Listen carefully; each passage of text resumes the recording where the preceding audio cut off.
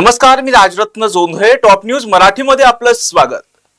राष्ट्रवादी काँग्रेस पक्षाचे नवसंकल्प शिबिर कालपासून शिर्डीमध्ये सुरू झालेले आहे.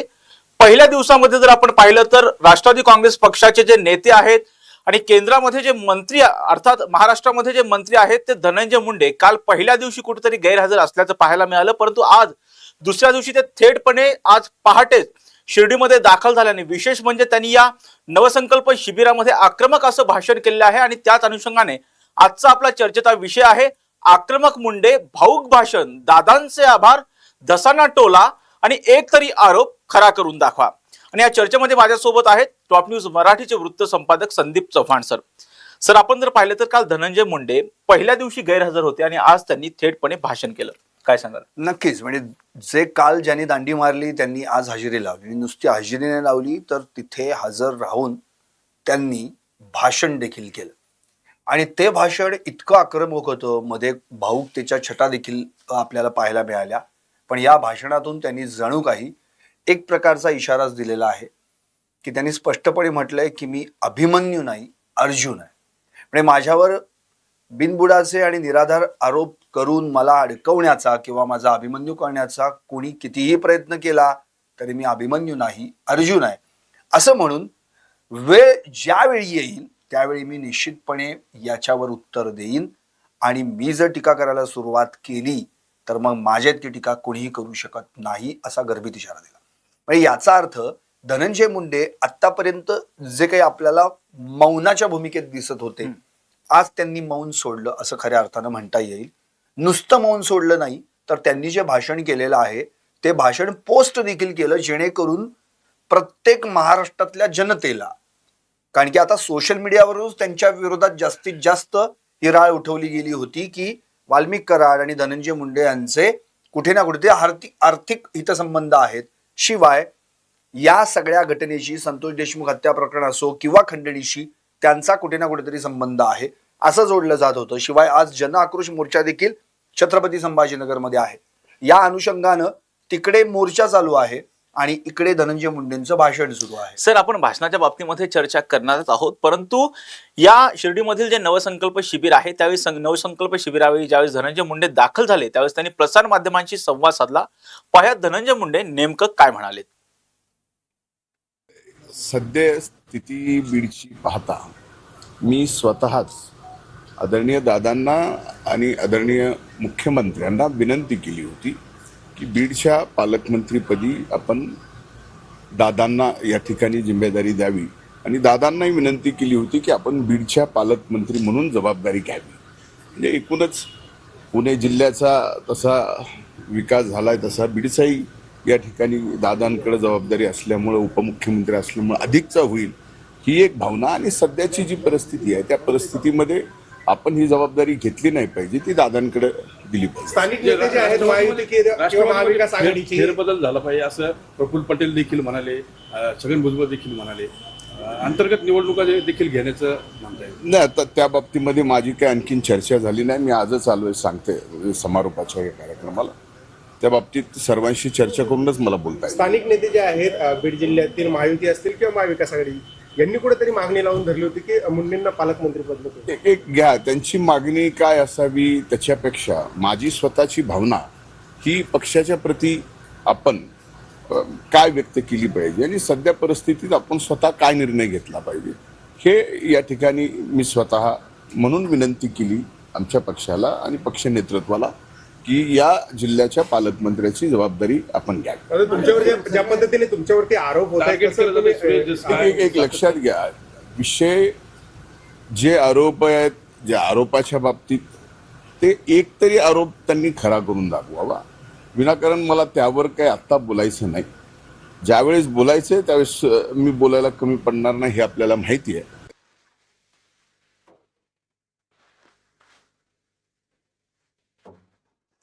सर, आपण पाहिलं की धनंजय मुंडे यांनी जी प्रतिक्रिया दिलेली आहे त्या प्रतिक्रियेमध्ये ते म्हणतायत की मी स्वतः अजित पवारांना बीडचं पालकमंत्रीपद स्वीकारावं अशी विनंती केलेली आहे आणि माझ्यावरती जे आरोप केले जात आहेत ते आरोप खोटे आहेत असं सुद्धा धनंजय मुंडे यांनी म्हटल्याचं पाहायला मिळालं.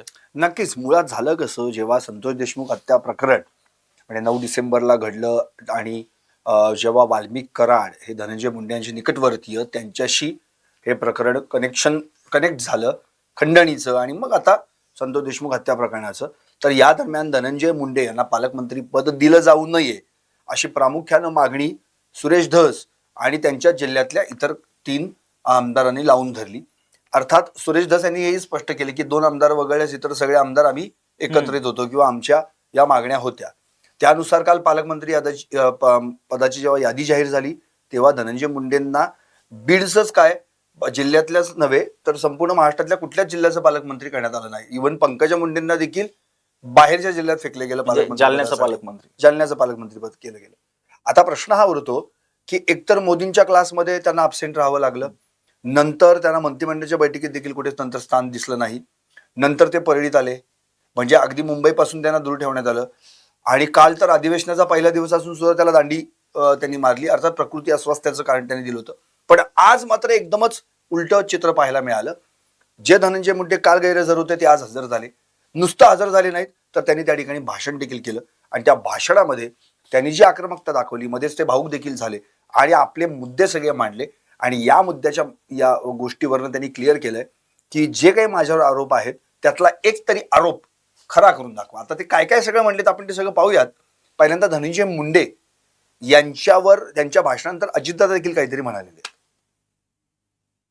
पाहूयात आपण अजितदादांची नेमकी प्रतिक्रिया काय. असं वावटं उठलेलं होतं त्या सगळ्याला पूर्णविराम देण्याचं काम आजच्या वक्तृत्वानं आजच्या भाषणाने त्या ठिकाणी धनंजय तू केलेलं आहे. गाडी जे मधी असं वावटं उठलेलं होतं त्या सगळ्याला पूर्णविराम देण्याचं काम आजच्या वक्तृत्वानं आजच्या भाषणाने त्या ठिकाणी धनंजय तू केलेलं आहे.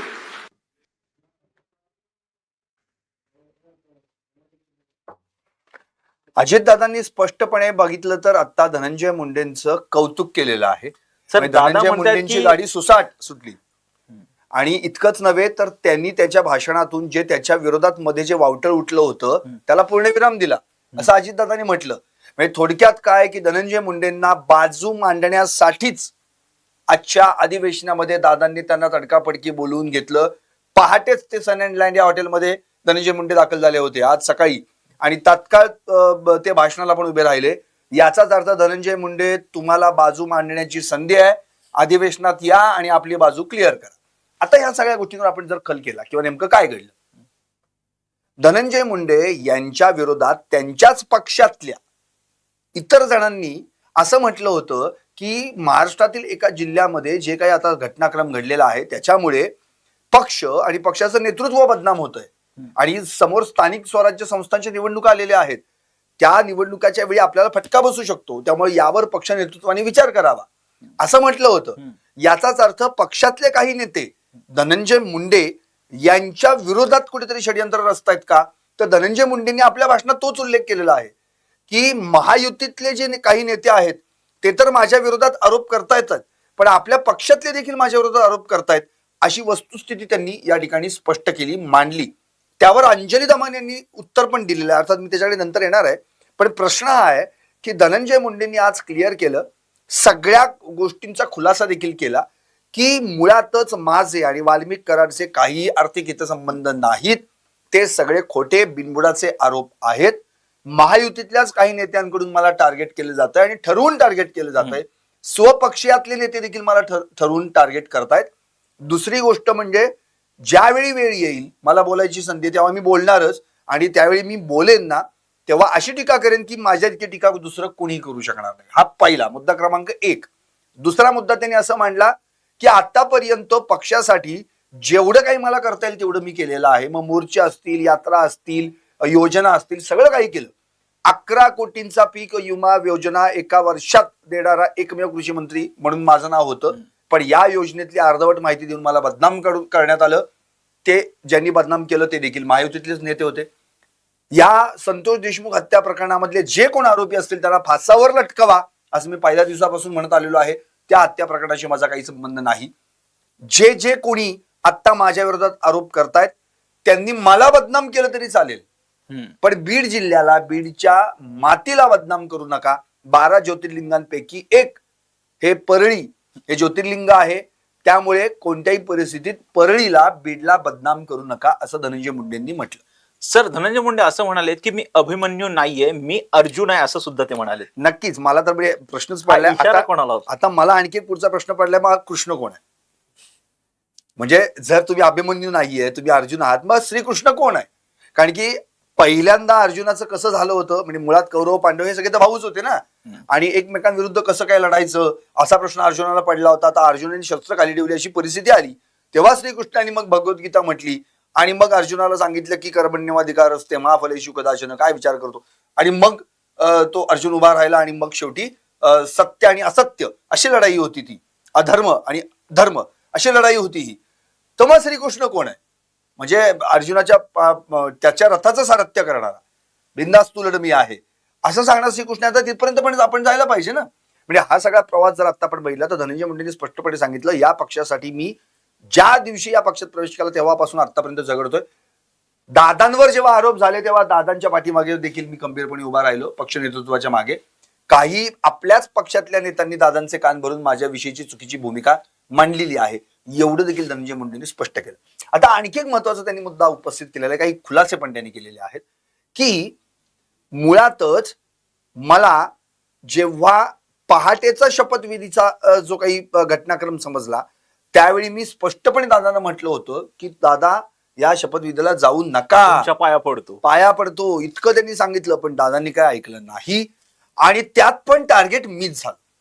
शिवाय बारामतीला लोकसभेच्या निवडणुकीत देखील सुनेत्रा वहिनींचा प्रचाराला जाऊ नका, नाही तर तुम्हाला विधानसभेच्या निवडणुकीत त्रास होईल असं बऱ्याच जणांनी मला सांगितलं, तरी देखील मी गेलो, मी कुणाचं ऐकलं नाही.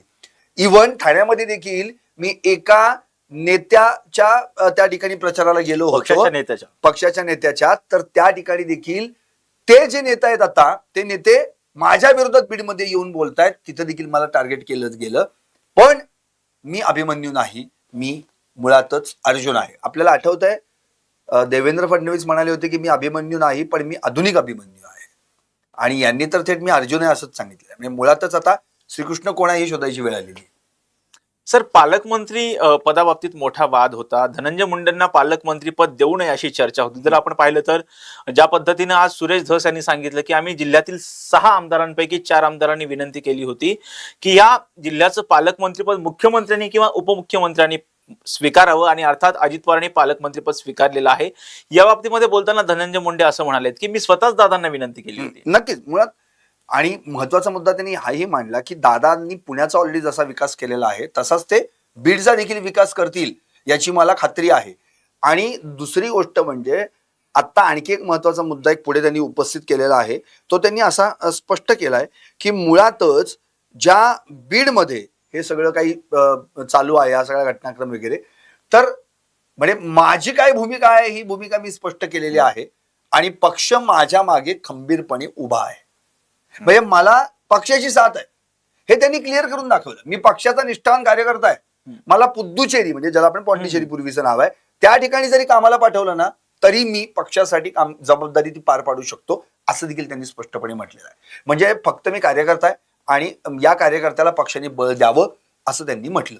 आणि याबरोबरच आगामी स्थानिक स्वराज्य संस्थांच्या निवडणुका आहेत, त्यामध्ये मी कार्यकर्ता म्हणून काम करायलाही तयार आहे असंही धनंजय मुंडे म्हणाले. नक्की. आणि धनंजय मुंडेंवर दादांनी एक प्रकारे त्यांचं भाषण झाल्यानंतर विश्वासच टाकलेला आणि कौतुकाची थाप टाकलेली. आणि जे त्यांच्या विरोधात स्वपक्षातले जे बोलत होते ना त्यांना देखील दादांनी इशारा दिलेला आहे. काय म्हटले ते, जे आतापर्यंत धनंजय मुंडेंविरोधात जे काही वावटळ उठलं होतं त्याला धनंजय मुंडेंनी त्यांच्या भाषणानं पूर्णविराम दिला. थेट वाक्य. म्हणजे थोडक्यात दादांकडून धनंजय मुंडेंना काय मिळाली आहे? Clean chit. दादांकडून क्लीन चिट मिळाली. दुसरी गोष्ट, आपल्याच पक्षातले जे दादांविरोधात आवाज या मुंडेंविरोधात आवाज उठत होते त्यांना शांत बसण्याचा इशारा दिलेला आहे. तिसरी एक महत्वाची गोष्ट म्हणजे धनंजय मुंडे यांच्यावर दादांनी सुरुवातीपासूनच विश्वास ठेवला होता, म्हणून तर आतापर्यंत त्यांना मंत्रिपदावरून त्यांचा राजीनामा मागण्याचा प्रश्न झाला नाही असं दादा स्वतःहून म्हणत होते. आता धनंजय मुंडेंनी स्वतःहून पुढे येऊन सांगितलेलं आहे की माझ्यावरचा एक तरी आरोप खरा करून दाखवा. म्हणजे जे काही तुम्ही मला बदनाम करता बदनाम करा, पण एक तरी आरोप खरा करून दाखवा असं त्यांनी स्पष्टपणे चॅलेंज दिलेलं आहे. आता सुरेश धस आठवते आपल्याला, सुरेश धस म्हणाले होते की राष्ट्रवादी एक बडी मुन्नी आहे, तो मुद्दा मागे पडलेला आहे. ती बडी मुन्नी कोण? मग आता धनंजय मुंडे तर अगदी आज पहिल्यांदाच समोर आलेले आहेत, बोललेले आहेत ते. मग आता धनंजय मुंडे जर बोलले असतील आणि जर आता धस त्याला प्रत्युत्तर करणार असतील तर धसांनी हे क्लिअर करावं की बडी मुन्नी कोण आहे म्हणून. कारण की जे तुम्हाला अपेक्षित होतं, ज्या लोकांनी समोर येऊन बोलावं मग मी बोलेन, तर आता धनंजय मुंडे पुढे आलेले आहेत का. मग धनंजय मुंडे बोलल्यानंतरही जर तुम्ही बडी मुन्नी कोण हे बोलत नसाल, याचा अर्थ मुंडे सोडून आणखी कोणतरी पक्षात बडी मुन्नी आहे का, हा सवाल तो उपस्थित. सर, धसांच्या टीकेनंतर कुठेतरी धनंजय मुंडे बॅकफुटवर गेल्याचं पाहायला मिळालेलं होतं आणि आज ज्यावेळी या शिबिरामध्ये जर आपण पाहिलं तर उपमुख्यमंत्री अजित पवार यांनी थेटपणे सांगितलं की धनंजय मुंडेंची गाडी सुसाट सुरू झालेली आहे. त्यामुळे कुठेतरी आता धनंजय मुंडे फ्रंट फुट लावून खेळतील असं वाटतंय. नाही, मुळात कसं आहे, आता एकतर आजही जन आक्रोश मोर्चा आहे. आपण या खटल्यातले आरोपी बघितले तर उद्या पुन्हा एकदा वाल्मिक कराडच्या जामीन अर्जावर काय सुनावणी होते याकडे संपूर्ण महाराष्ट्राचं लक्ष आहे. वकिलांची त्यांच्या वकिलांनी जेव्हा मागाशी प्रसार माध्यमांना माहिती दिली त्यात स्पष्टपणे म्हटलेलं आहे की मुळातच या न्यायालयाची जी सुनावणी आहे ती उद्या होणार आहे आणि त्यात त्यांना कदाचित जामीन मंजूर केला जाऊ शकतो. आता अर्थात निर्णय कोर्टाचा आहे असं वकिलांनी सांगितलेलं आहे त्यांच्या. त्यामुळे आता उद्या काय होणार आहे त्या सुनावणीकडे महाराष्ट्राचं लक्ष असेल. दुसरी गोष्ट, धनंजय मुंडेंनी थेट सगळे आरोप फेटाळलेले आहेत की वाल्मिक कराड असं काही त्यांनी स्पेसिफिक नाव नाही घेतलं, पण माझ्यावर जे आरोप केले जातात म्हणजे त्यांना प्रश्न विचारला गेला वाल्मिक कराडने तुमचे काय आर्थिक हित संबंध आहेत का, तर त्यांनी सगळे आरोप फेटाळून लावले. त्यांनी थेटपणे सांगितले खोटे आहेत. खोटे. एवढंच विधान त्यांनी हा, केलं. म्हणजे मुळात आणि पुरं एवढंही म्हटलेलं की जेव्हा वेळ येईल तेव्हा मी बोलेन. पण म्हणजे मला असं म्हणायचं की आता त्यांनी चॅलेंज दिलं. आता हा कोर्टात चेंडू कोणाचा गेलाय, ज्यांनी धनंजय मुंडेंवर पहिल्यापासून हा आरोप केलेला आहे की धनंजय मुंडेंनी राजीनामा द्यायला पाहिजे. जसं अंजली दमानी यांनी एक ट्विट केलेलं आहे, धनंजय मुंडेंचं भाषण झालं, त्यांनी त्यांचं भाषण ट्विट केलेलं आहे धनंजय मुंडेंनी. त्यात काय म्हटलंय, बीड जिल्ह्याला आणि बीड जिल्ह्याच्या मातीला तुम्ही बदनाम करू नका. त्यावर अंजली दमानिया म्हणालेत की आम्ही कुठं बदनाम केलंय, बदनाम तर तुम्हीच केलं, तुमच्या वाल्मिक कराडनी केलं, तुमच्या विष्णू चाटेंनी केलं, तुमच्या सुदर्शन घुलेंनी केलं. आम्ही तर बदनाम झालेली जी काय भूमी आहे तिला तिची दहशत संपून पवित्र करायला निघालोय. म्हणजे अंजली दमानियांनी कोणत्याही परिस्थितीत धनंजय मुंडेंनी राजीनामा दिला पाहिजे ही मागणी कायम लावून धरलेली आहे. आता सुरेश धस यामध्ये आपला रोल काय करणार आहेत, मनोज जरांगे पाटील याच्यावर काय भूमिका देणार आहेत का, आणि दुसरी गोष्ट म्हणजे महायुतीतले जे नेते आहेत म्हणजे उदाहरणार्थ सुरेश धस आणि आणखी त्यांचे काही बाकीचे महायुतीतले साथीदार असतील, ते जे काही धनंजय मुंडेंवर आरोप करतायत, तर आता सुरेश धस यांना शांत भूमिकेत घ्या किंवा शांत राहा असं दादा देवेंद्र फडणवीसांना सांगणार का. जेव्हा माझ्या पक्षातल्या सदस्यानं ज्यांच्यावर आरोप केले जात आहेत त्यांनी तर क्लिअर केलंय की याच्यात माझा काही संबंध नाहीये. मग आता सुरेश धस यांना पण शांत बसायला महायुतीकडून सांगण्यात येतंय का, ह्याचं पण उत्तर आता आपल्याला लवकरच मिळेल. सर, ज्या पद्धतीने अजितदादांनी धनंजय मुंडे यांची गाडी सुसाट असं सांगितलेलं आहे, त्यामुळे कुठेतरी धनंजय मुंडेंचा जो राजीनाम्याची जी मागणी होते त्याला कुठेतरी पूर्णविराम मिळाला असं वाटतं तुम्हाला? नाही, मागणी होतच राहणार, पण जी अजितदादांकडून आतापर्यंत ज्यांनी मागणीचा आरोप केला त्यांना दादांनी एकच उत्तर दिलेलं आहे की ज्याचं नावच नाही त्याची चौकशी कशी करायची. मग नावही नाहीये, चौकशी पण होत नाहीये, मग त्यांच्यावर आरोपच कुठला नसेल तर मग त्यांनी राजीनामा का द्यायचा. दादांनी प्रत्येक वेळा प्रश्नाचं उत्तर टाळलं होतं. त्यामुळे मागणी तर विरोधक करतच राहतील, पण दादा आता त्यांचा राजीनामा घेतील असं तर चित्र दिसत नाही. कारण दादांनी जर मुंडेंना अधिवेशनापासून बाजूलाच ठेवायचं होतं तर दादांनी सांगितलं असतं की बाबा तुम्ही अधिवेशनाला येऊच नका, बरोबर. तरी देखील ते अधिवेशनाला आले. बर, भले अधिवेशनाला नुसते आले आणि नुसते बसले का, नाही, त्यांनी भाषण केलं. म्हणजे एका पक्षाच्या राष्ट्रीय अध्यक्षानं कोणत्या नेत्याने भाषण करायचं हे निश्चितच ठरवलं असेल. निश्चित. म्हणजे दादांनीच धनंजय मुंडेंना ही परवानगी दिली असेल की तुम्ही भाषण करा. आता भाषण करण्याची संधी मिळाल्यानंतर धनंजय मुंडेंना कॅनव्हास होता आपला मुद्दा मांडण्याचा, आपली भूमिका मांडण्याचा. त्यामुळे ती भूमिका, आणि मुळातच धनंजय मुंडे पहिल्यापासूनच प्रभावी शैलीचे आक्रमक नेते राहिलेले आहेत, त्यांची भाषणं तुम्ही काढून बघा. त्यामुळे मग धनंजय मुंडेंनी आपली बाजू पक्षाच्या व्यासपीठावर मांडली आणि जे पक्षातलेच त्यांच्या विरोधात काहीतरी षडयंत्र करतायत असा त्यांचा आरोप आहे, त्यांना तर कानपिचक्या त्यांनी दिल्याच, शिवाय दादांचं संरक्षण पण घेतलं, पक्षाचं संरक्षण घेतलं आणि महायुतीच्या कोर्टात हा चेंडू टाकून दिला की महायुतीचे पण नेते मला ठरवून टार्गेट करतायत. बघा ना, त्यांच्या विरोधात आवाज कोण उठवत आहे, मुळातच सुरेश धस त्यांच्या विरोधात आवाज उठवत आहे. ते कुठल्या पक्षाचे आहेत, भाजपचे. नमिता मुंदडा भाजपचे आहेत. म्हणजे मुळात आता अर्थात संदीप क्षीरसागर हे वेगळ्या पक्षाचे आहेत, ते महाविकास आघाडीमध्ये जरी असतील तरी जर आता या ठिकाणी पाहिलं तर सर्वात मोठा हा विषय जर कोणी लावून धरला असेल तर सुरेश धस यांनी लावून धरलेला आहे. मग सुरेश धस यांना देवेंद्र फडणवीस आता सांगतील का शांत बसा म्हणून तुम्ही? कारण की आठवते आपल्याला जेव्हा प्राजक्ता माळीचं प्रकरण घडलं होतं, म्हणजे प्राजक्ता माळीचं नाव सुरेश धस यांनी या प्रकरणामध्ये घेतलं होतं एका वेगळ्याच मुद्द्यावरनं, त्यावेळी प्राजक्ता माळी यांनी पत्रकार परिषद घेतली होती आणि अक्षरशः मुख्यमंत्र्यांची भेट घेतली होती. त्यानंतर तुम्हाला आठवत असेल प्राजक्ता माळी म्हणाले होते की माफी मागावी म्हणून. सुरेश धस हा माणूस जर आपण पाहिलं तर एकदम रोखठोक आणि त्यांची वेगळीच शैली आहे. त्यांनी देखील दिलगिरी व्यक्त केली. याचा अर्थ मुख्यमंत्र्यांनी सांगितल्याशिवाय तुम्ही दिलगिरी व्यक्त केली का? सुरुवातीला त्यांनी सांगितलं मी माफी मागणार नाही. एकतर मी त्यांचा जो कार्यक्रम आहे तो पाहणं बंद करेल, पण मी माफी मागणार नाही. याचा अर्थ मुख्यमंत्र्यांनी सांगितल्याशिवाय तुम्ही, म्हणजे तुम्ही पक्ष नेतृत्वाचा ऐकलेला आहे. आता त्या प्रकरणात जसं घडलं तसं या प्रकरणामध्ये देखील जर त्यांना सांगितलं की तुम्ही आता मौन घ्या किंवा थंड घ्या, शांततेत घ्या, तर सुरेश धस शांत राहतील. शेवटी कसं आहे, पॉलिटिकल मध्ये कोणतीही गोष्ट पॉलिटिक्स मध्ये राजरत्न ही स्पॉन्टेनियसली नसते. ती ऑलरेडी सगळं ठरलेलं असतं. स्पॉन्टेनियसली अचानक काहीतरी घडलं असं होत नाही. हे सगळे याचे रेफरकेशन वेगळे असतात. ऑलरेडी इथे आयडिओलॉजी वगैरे हे सगळं बाजूला पडतं. कुणाला तरी विशिष्ट नेत्याला टार्गेट केलं जातंय का अशा अँगलनी जर आता सूर बाहेर आला आणि खरंच या सगळ्या प्रकरणाशी धनंजय मुंडेंचं काहीच कनेक्शन नसेल तर मात्र मग या सगळ्यांनाच माफी मागावी लागणार. शेवटी या प्रकरणामध्ये जर पाहिलं तर सर SIT मार्फत चौकशी सुरू आहे, CID मार्फत चौकशी सुरू आहे. आणि जसं तुम्ही सांगितलं या प्रकरणामध्ये जर धनंजय मुंडेंचं नाव पुढे आलं नाही तर हे जे सगळे नेते आहेत, सुरेश धस असतील, संदीप क्षीरसागर असतील, या सगळ्यांनाच माफी मागावी लागेल असं वाटतं. नाही, मुळात कसं आहे, माफी म्हणण्यापेक्षा मला असं म्हणायचं की मुळातच जर या सगळ्या प्रकरणामध्ये धनंजय मुंडेंची कुठं कनेक्शनच जोडलं गेलं नसेल तर मग तुम्ही धनंजय मुंडेंवर जे काही आरोप केलेले आहेत ते आरोप कोणत्या पुराव्यानिशी केले, कोणत्या बेसवर केले, ते पुरावे तर तुम्हाला सादर करावे लागतील. उद्या धनंजय मुंडे डिफॉर्मेशनची केस दाखल करू शकतील. उद्या धनंजय मुंडे म्हणतील की मला बदनाम केलं. मुळात आता धनंजय मुंडे जरी असं म्हणत असले की मला बदनाम करायचं तुम्ही करा, कोणताही माणूस मला बदनाम करा असं म्हणून नाही सांगणार ना. पण त्यांना हे क्लिअर झालेलं आहे की तुम्ही किती मला बदनाम करायचं गेलं तर याचा अर्थ मला डिवचताय तुम्ही. पण जेव्हा धनंजय मुंडे बोलायला लागतील तेव्हा मात्र काहीतरी वेगळं घडेल. म्हणून धनंजय मुंडेंनी आता स्पष्ट केलेलं आहे की आपण आपल्याला पक्षाने जी काही भूमिका दिलेली आहे, मला तर असं वाटतंय की अजितदादांनी सांगितलेला रोल आता धनंजय मुंडे करतायत.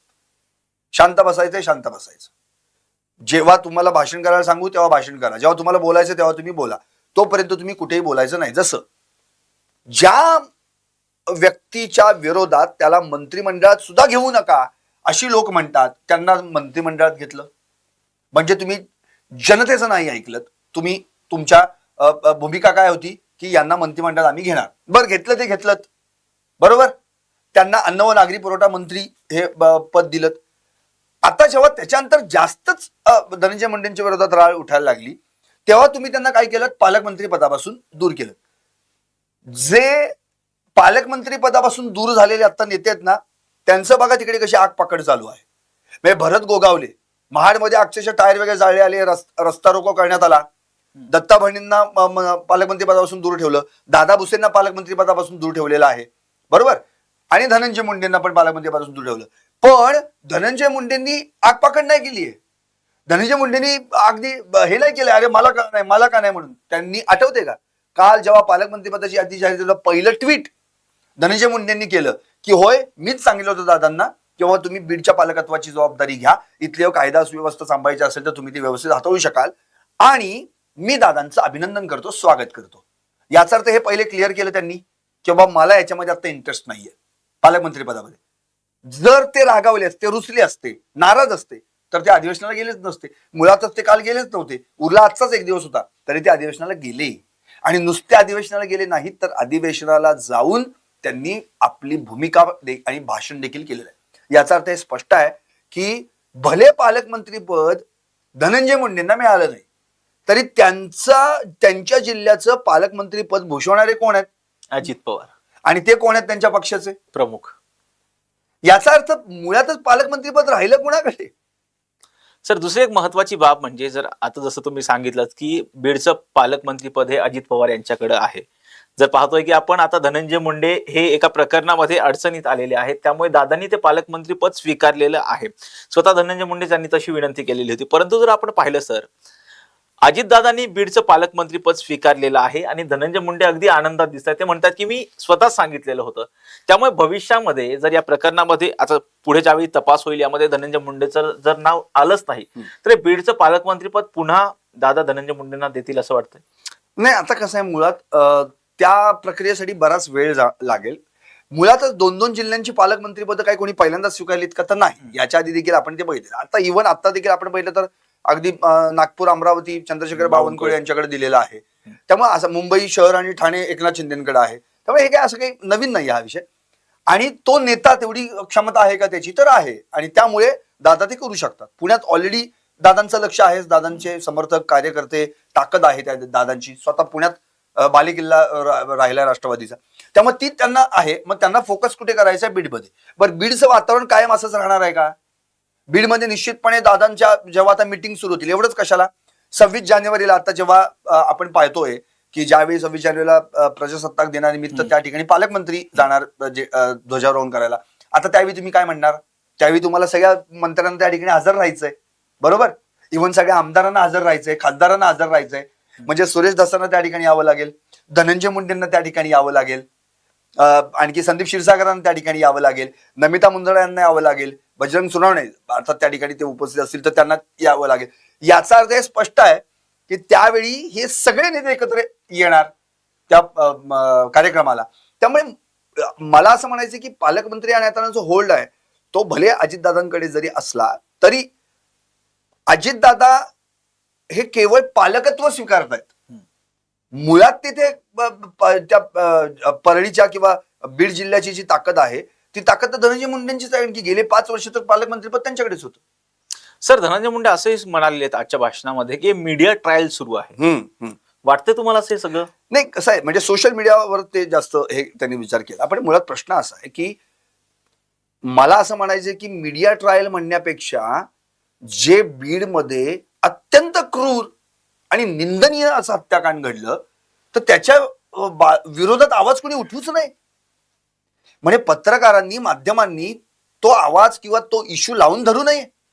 एवढंच कशाला, हे बीडच्या ऐवजी आपण आणखी थोडं मागे येऊ. आपल्या पुण्यामध्ये पोरशे प्रकरण घडलं होतं. निश्चित. तेव्हा काही संपूर्ण महाराष्ट्र पोरशे प्रकरणावर तुटून पडला नव्हता का? माध्यमांमध्ये बातम्यात नव्हत्या? होत्या का नव्हत्या? बदलापूरचं प्रकरण होतं, माध्यमांमध्ये बातम्या नव्हत्या? याचा अर्थ काय आहे की जिथे जिथे एखादी गंभीर आणि विचित्र भयानक अशी घटना घडते त्या घटनेमध्ये न्याय मिळवून देण्याचीच भूमिका त्या प्रसार माध्यमांकडून केली जाते. आता या बीडच्या प्रकरणामध्ये जर आता आपण पाहिलं तर असं कुठं आहे की फक्त फोकस बीडवरच झालेला आहे. बाकीच्या पण बऱ्याचशा बातम्यांच्या माध्यमातून, प्रसार माध्यमांतून या सगळ्या भूमिका येतच आहेत. उदाहरणार्थ राष्ट्रवादीचं अधिवेशन मध्ये आता जे आहे त्याच्या बातम्या होतच आहेत. भाजपचं अधिवेशन झालं, बातम्या होतच होत्या. हे असं नाहीये की या गोष्टींवर फोकस होत नाहीये. पण बीडमध्ये जे घडलं आणि त्याला चेन होती एक, म्हणजे एक आरोपी आज अटक होतोय, नंतर 2 दिवसांनी तिसरा, 4 दिवसांनी 5वा, या सगळ्या ज्या गोष्टी होत्या अर्थातच त्याचा फॉलोअप घेणं आणि लोकांसमोर ती भूमिका मांडणं, दुसरीकडं या सगळ्या गोष्टींच्या विरोधात जनआक्रोश मोर्चे निघणं, ते हँडल करणं किंवा ते प्रसार माध्यमांवर दाखवणं, त्यामुळे तर रोज बातम्या येत होत्या. याचा अर्थ मीडिया ट्रायल असं नाही ना. आणि वाल्मिक कराड विषयी जे काही सगळं आता वृत्तपत्रांच्या माध्यमातून, प्रसार माध्यमांच्या माध्यमातून, विरोधी नेत्यांकडून, विरोधी पक्षाच्या या सगळ्यांनी जी काही माहिती बाहेर काढलेली आहे त्या माहितीपर्यंत, मुळापर्यंत पोहोचणं हे प्रसार माध्यमांचं काम आहे. ते काम केलेलं आहे. त्यामुळे ही मीडिया ट्रायल आहे असं कसं काय म्हणता येईल? वाल्मिक कराडचे वकील सुद्धा असंच म्हणत होते कोर्टामध्ये की मीडिया ट्रायल आहे, मीडिया ट्रायल आहे. अरे मीडिया ट्रायल कशी काय असू शकते? मीडिया ट्रायल म्हणजे याच्या आधी जी हाय प्रोफाईल प्रकरणं घडली त्या प्रकरणामध्ये देखील प्रसार माध्यमांनी आपली भूमिका बजावलेली आहे. असं जर आपण पाहिलं तर धनंजय मुंडे असं सुद्धा म्हणालेले आहेत की ही जी त्यांनी आधीच म्हटलेले आहे की या प्रकरणामध्ये, संतोष देशमुख हत्या प्रकरणामध्ये जेही दोषी असतील त्यांना फाशीची शिक्षा द्या, ही माझी पहिल्या दिवसांपासूनची मागणी आहे, असंही धनंजय मुंडे म्हणालेले आहेत. त्याचबरोबर गुन्हेगारी ही एक नीच वृत्ती आहे असं सुद्धा म्हटल्याचं त्यांनी पाहायला मिळालेलं आहे. आणि गुन्हेगाराला कोणताही जात आणि धर्म नसतो, मात्र या घटनेच्या आडून जात म्हणून एका समाजाला जाणीवपूर्वक गुन्हेगार ठरवलं जात आहे असं सुद्धा ते म्हणतात. नक्कीच. म्हणजे मुळात मला प्रश्न आज तुला असं म्हणायचं आहे राजरत्न, गुन्हेगाराला जात नसते हे सत्यच आहे. मी तर म्हणतो मारणाऱ्यालाही जात नाही आणि मरणाऱ्यालाही जात नसते. संतोष देशमुख त्या जातीला मदत करायला गेले तेव्हा ते काय जात बघून गेले होते का? नाही. ते फक्त माझ्या मस्सा गावचा कुणीतरी माणूस आहे आणि त्याला तिथे मारहाण झाली आहे, तर त्याच्या मदतीसाठी मला धावून जायला पाहिजे. संतोष देशमुख एकटे गेले होते का? संतोष देशमुख बरोबर ग्रामस्थ पण गेले ना, ती माणसं पण गेली होती ना. मी तर म्हणतो त्या प्रकरणात संतोष देशमुखांच्या सोबत जी माणसं गेली होती टाकळी किंवा त्या प्रोजेक्टच्या दरम्यान, त्या माणसांनी पण पुढे यावं आणि सांगावं ना की नेमकं काय घडलं होतं त्यावेळी. या सगळ्या गोष्टी लोकांपर्यंत यायला पाहिजेत. आता झालंय कसं माहितीये का, काय झालं की राजकारणी ना प्रसार माध्यमांमुळे हे झालंय, मीडिया ट्रायलमुळे हे झालंय, त्यांनी उचलून धरलंय म्हणून हे झालंय. हे आपलं एक म्हणतो ना नेहमीच एक ट्रेंड झालेलं आहे. एवढंच कशाला तुला राज्यातनं आठवत असेल, या राजकारण्यांची जेव्हा जीभ घसरते ना काय, तेव्हा काय बातमी असते त्याच्यानंतर त्यांची काय उत्तर असतात?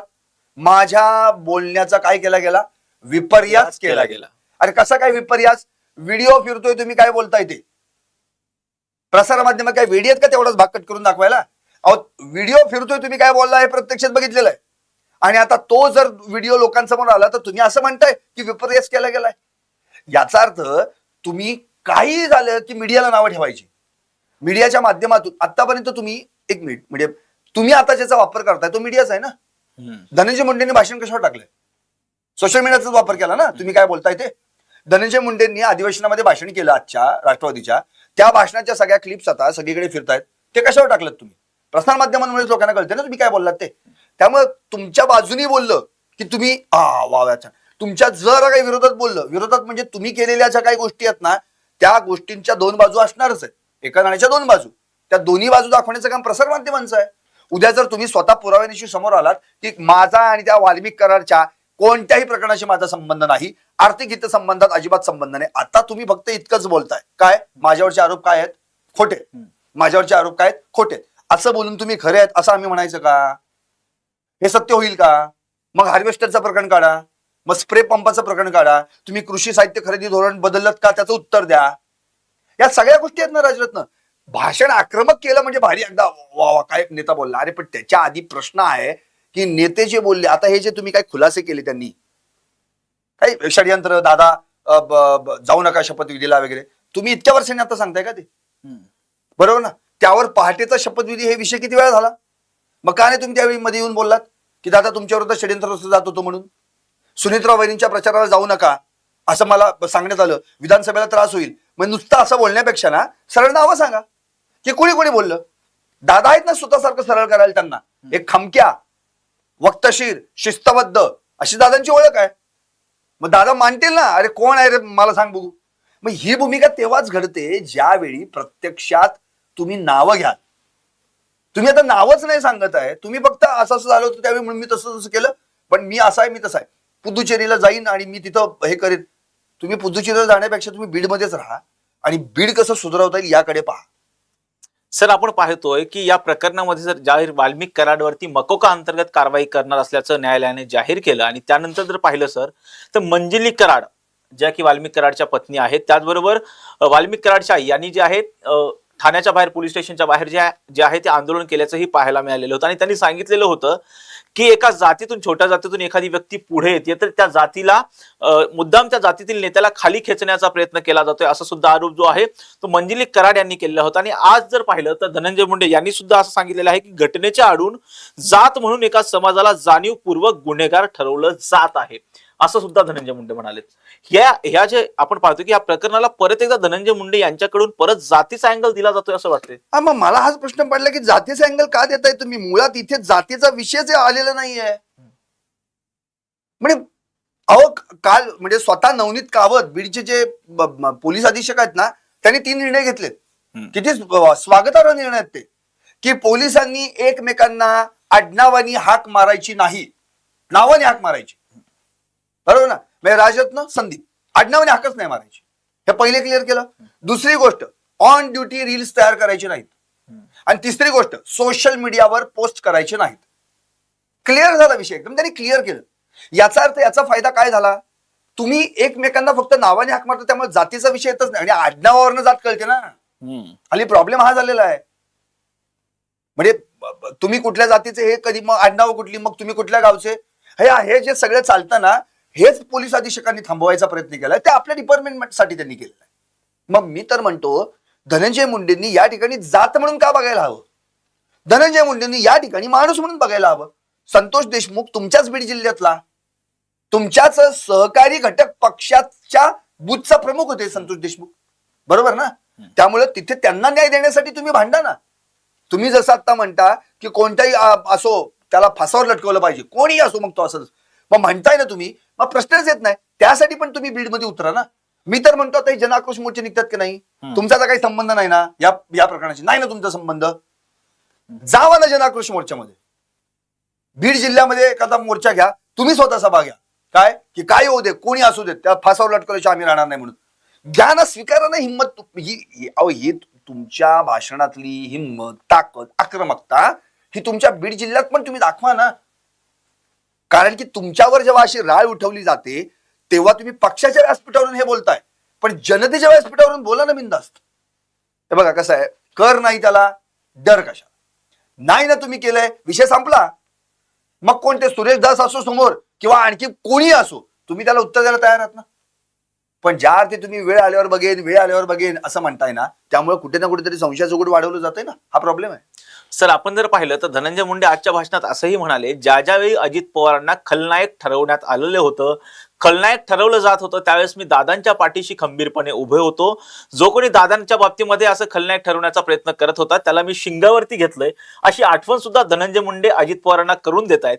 यामागे हे वाक्य बोलण्यामागचा उद्देश काय वाटतो? अजित पवारांनी धनंजय मुंडेंच्या पाठीशी खंबीरपणे उभं राहावं अशी काही त्यांची भूमिका होती का असं वाटतं? हा, मुळातच कसं आहे, मुळात आता धनंजय मुंडेंनी हा पण उल्लेख केलेला आहे की माझ्या मागं माझा पक्ष खंबीरपणे उभा आहे, हे स्पष्ट. पण या उभा काय याची उत्तरं पण त्यांनी दिलेली आहेत की ज्यावेळी पक्षाच्या विरोधात भूमिका घेतल्या गेल्या, षडयंत्र केलं गेलं ना, तेव्हा हा धनंजय मुंडे देखील उभा होता. तेव्हा आम्ही तुमच्यासाठी पक्ष नेतृत्वाच्या विरोधात सुद्धा जेव्हा काही भूमिका घेतल्या गेल्या तेव्हा आम्ही तुमच्यासाठी कुणालाही शिंगावर घेतलेलं आहे. याचा अर्थ हे स्पष्ट आहे की त्या काळात आम्ही तुम्हाला मदत केली होती, आता या काळात तुम्ही आमच्या पाठीशी असलं पाहिजे.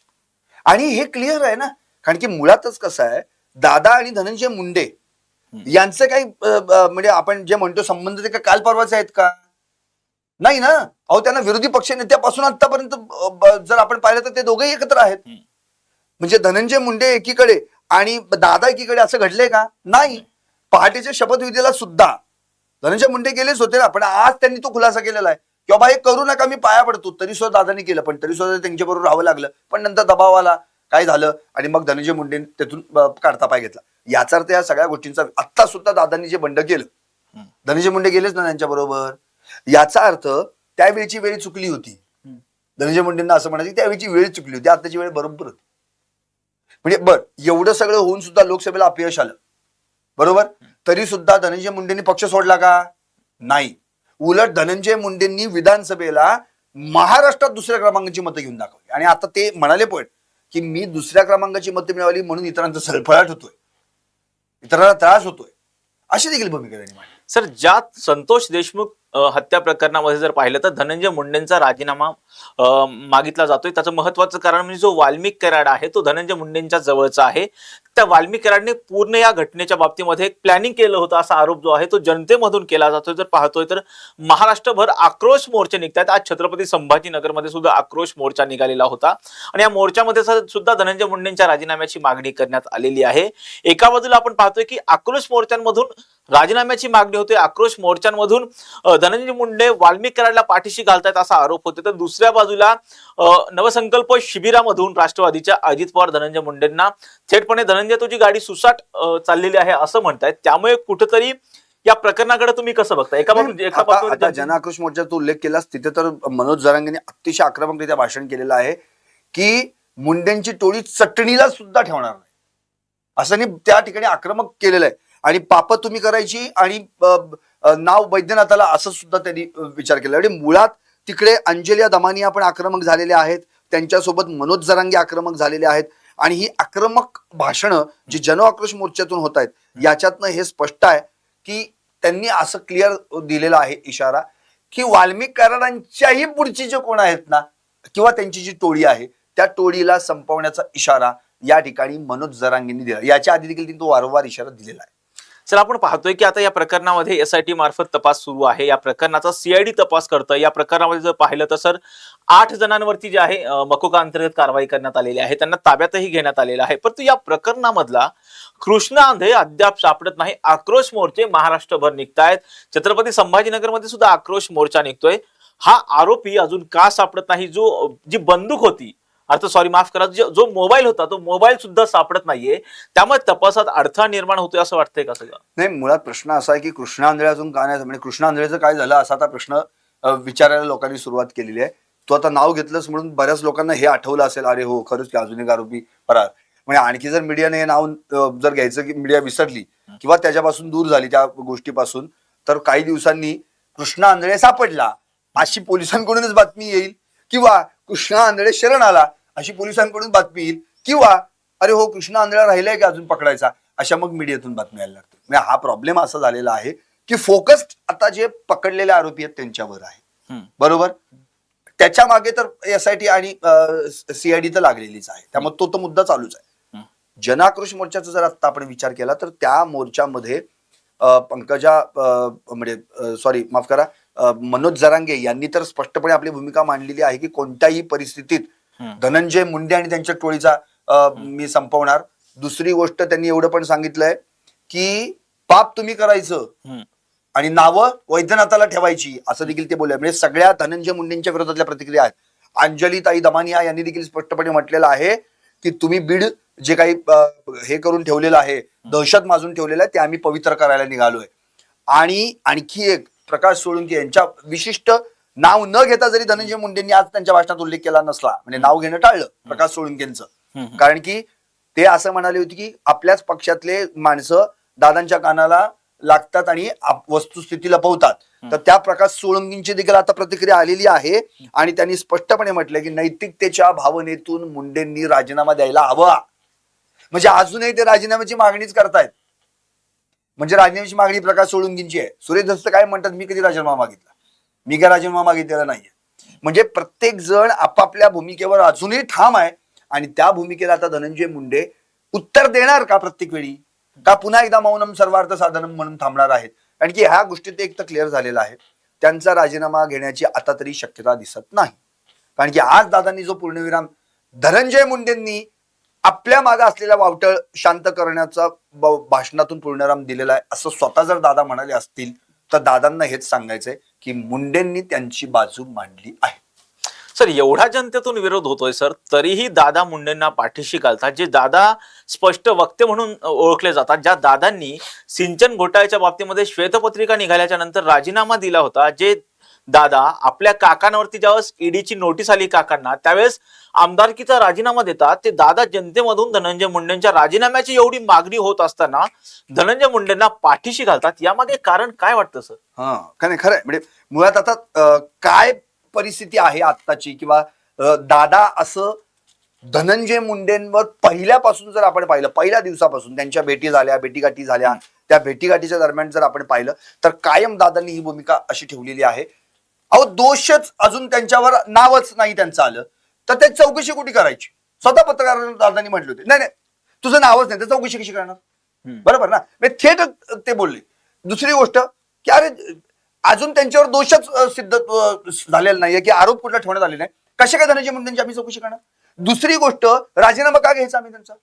आणि की त्यांच्यावर मुळातच कोणताही दोष आहे किंवा आरोप आहे हे सिद्ध झालेलं नाहीये, किंवा तसा अजून तपासात कुठे नाव आलेलं नाहीये.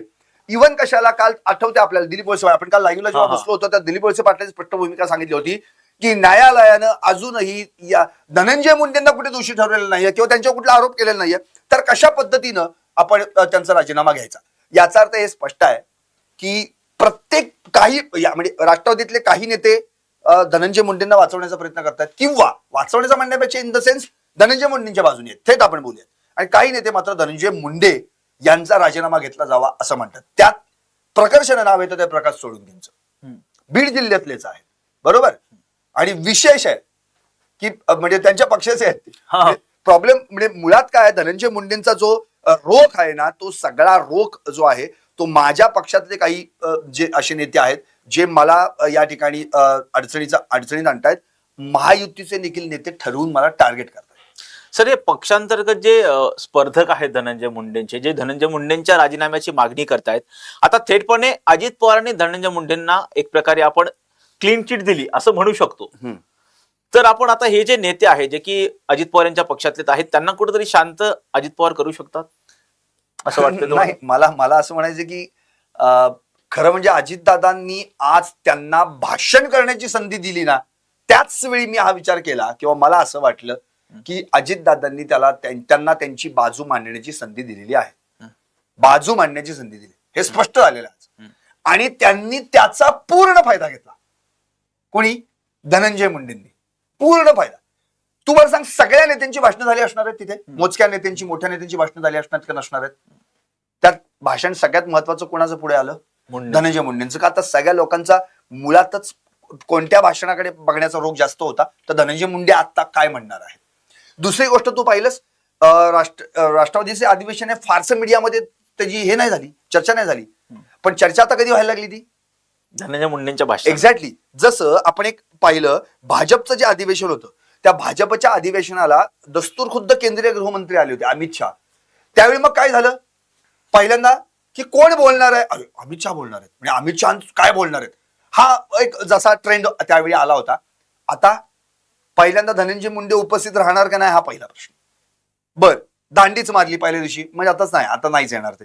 दुसऱ्या दिवशी अरे पहाटे तर गेले, पहाटे 5 वाजता एका हॉटेलमध्ये. मग जर गेले याचा अर्थ ते अधिवेशनासाठीच गेलेत का, हा प्रश्न निर्माण झाला. बरं, अधिवेशनात गेल्यावर आता नुसतंच बसणार का बोलणार?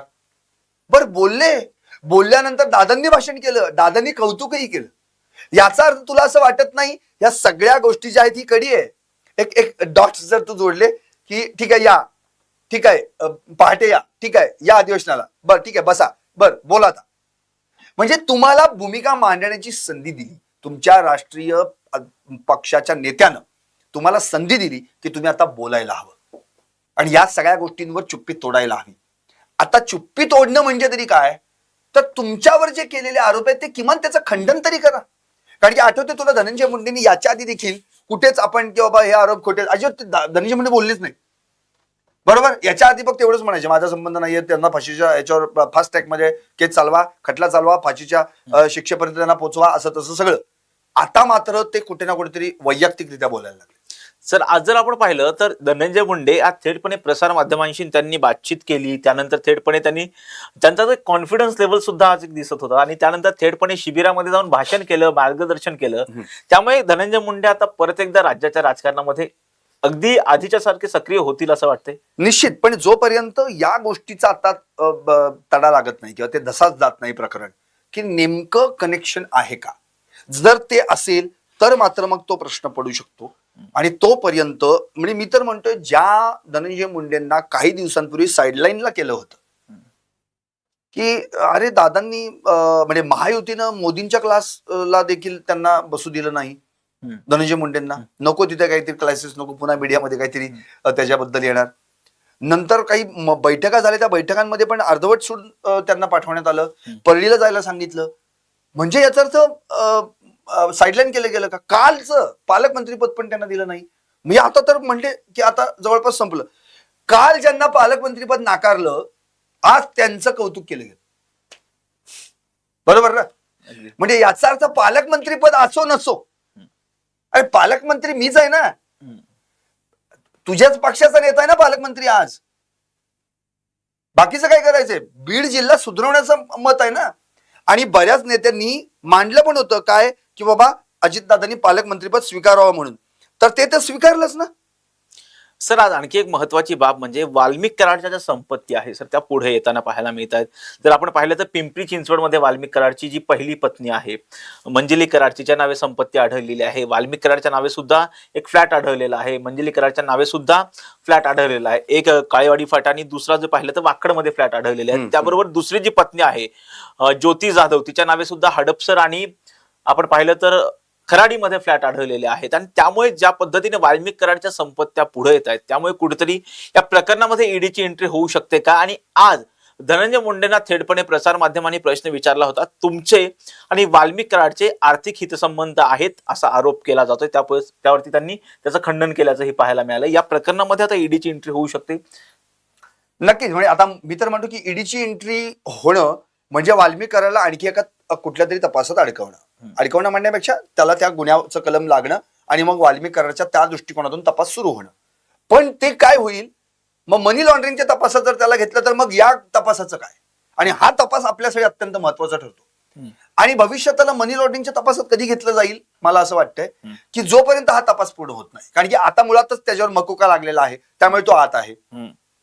जोपर्यंत हा तपास पूर्ण होत नाही तोपर्यंत याच तपासाची छानबीन होईल, चौकशी होईल. हा तपास पूर्ण झाला आणि आता चार्जशीट दाखल करायचंय आणि आता त्याला जामीन मिळण्याची वेळ आलेली आहे, त्याच वेळी त्याला मनी लॉन्ड्रिंग मध्ये आत घेतलं जाईल.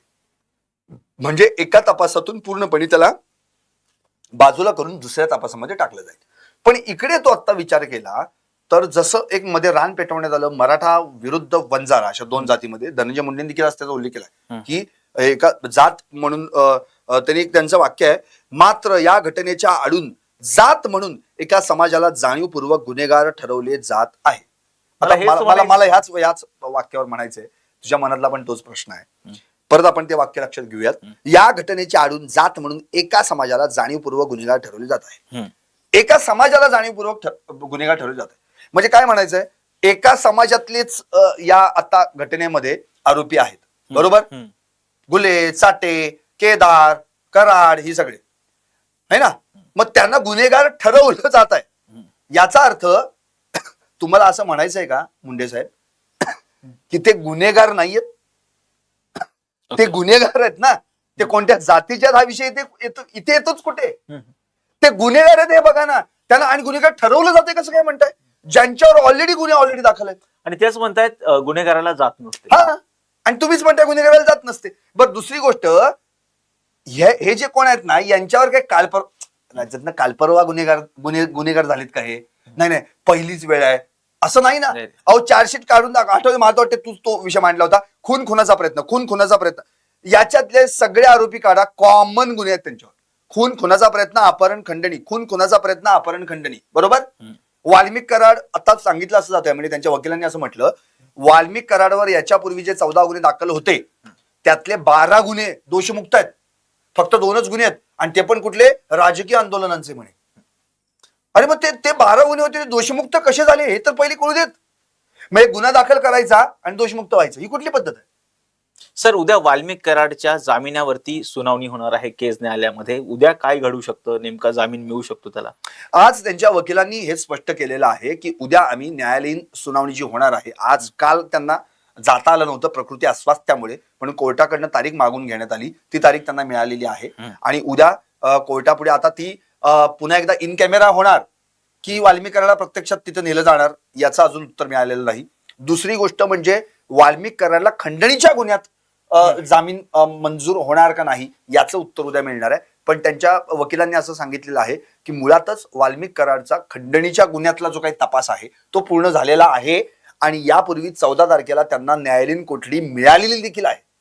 त्यामुळे जर खंडणीच्या गुन्ह्यात तपास संपलेला असेल किंवा ज्या गुन्ह्यात त्यांना न्यायालयीन कोठडी मिळालेली आहे त्या गुन्ह्यात त्यांना जामीन मंजूर होऊ शकतो असं त्यांच्या वकिलांचं म्हणणं आहे. इव्हन त्यांनी पुढे असं वाक्य सांगितलेलं आहे की अर्थात हा निर्णय कोर्टाचा असेल, उद्या कोर्ट काय निर्णय देते त्यावर आम्ही ठरवू.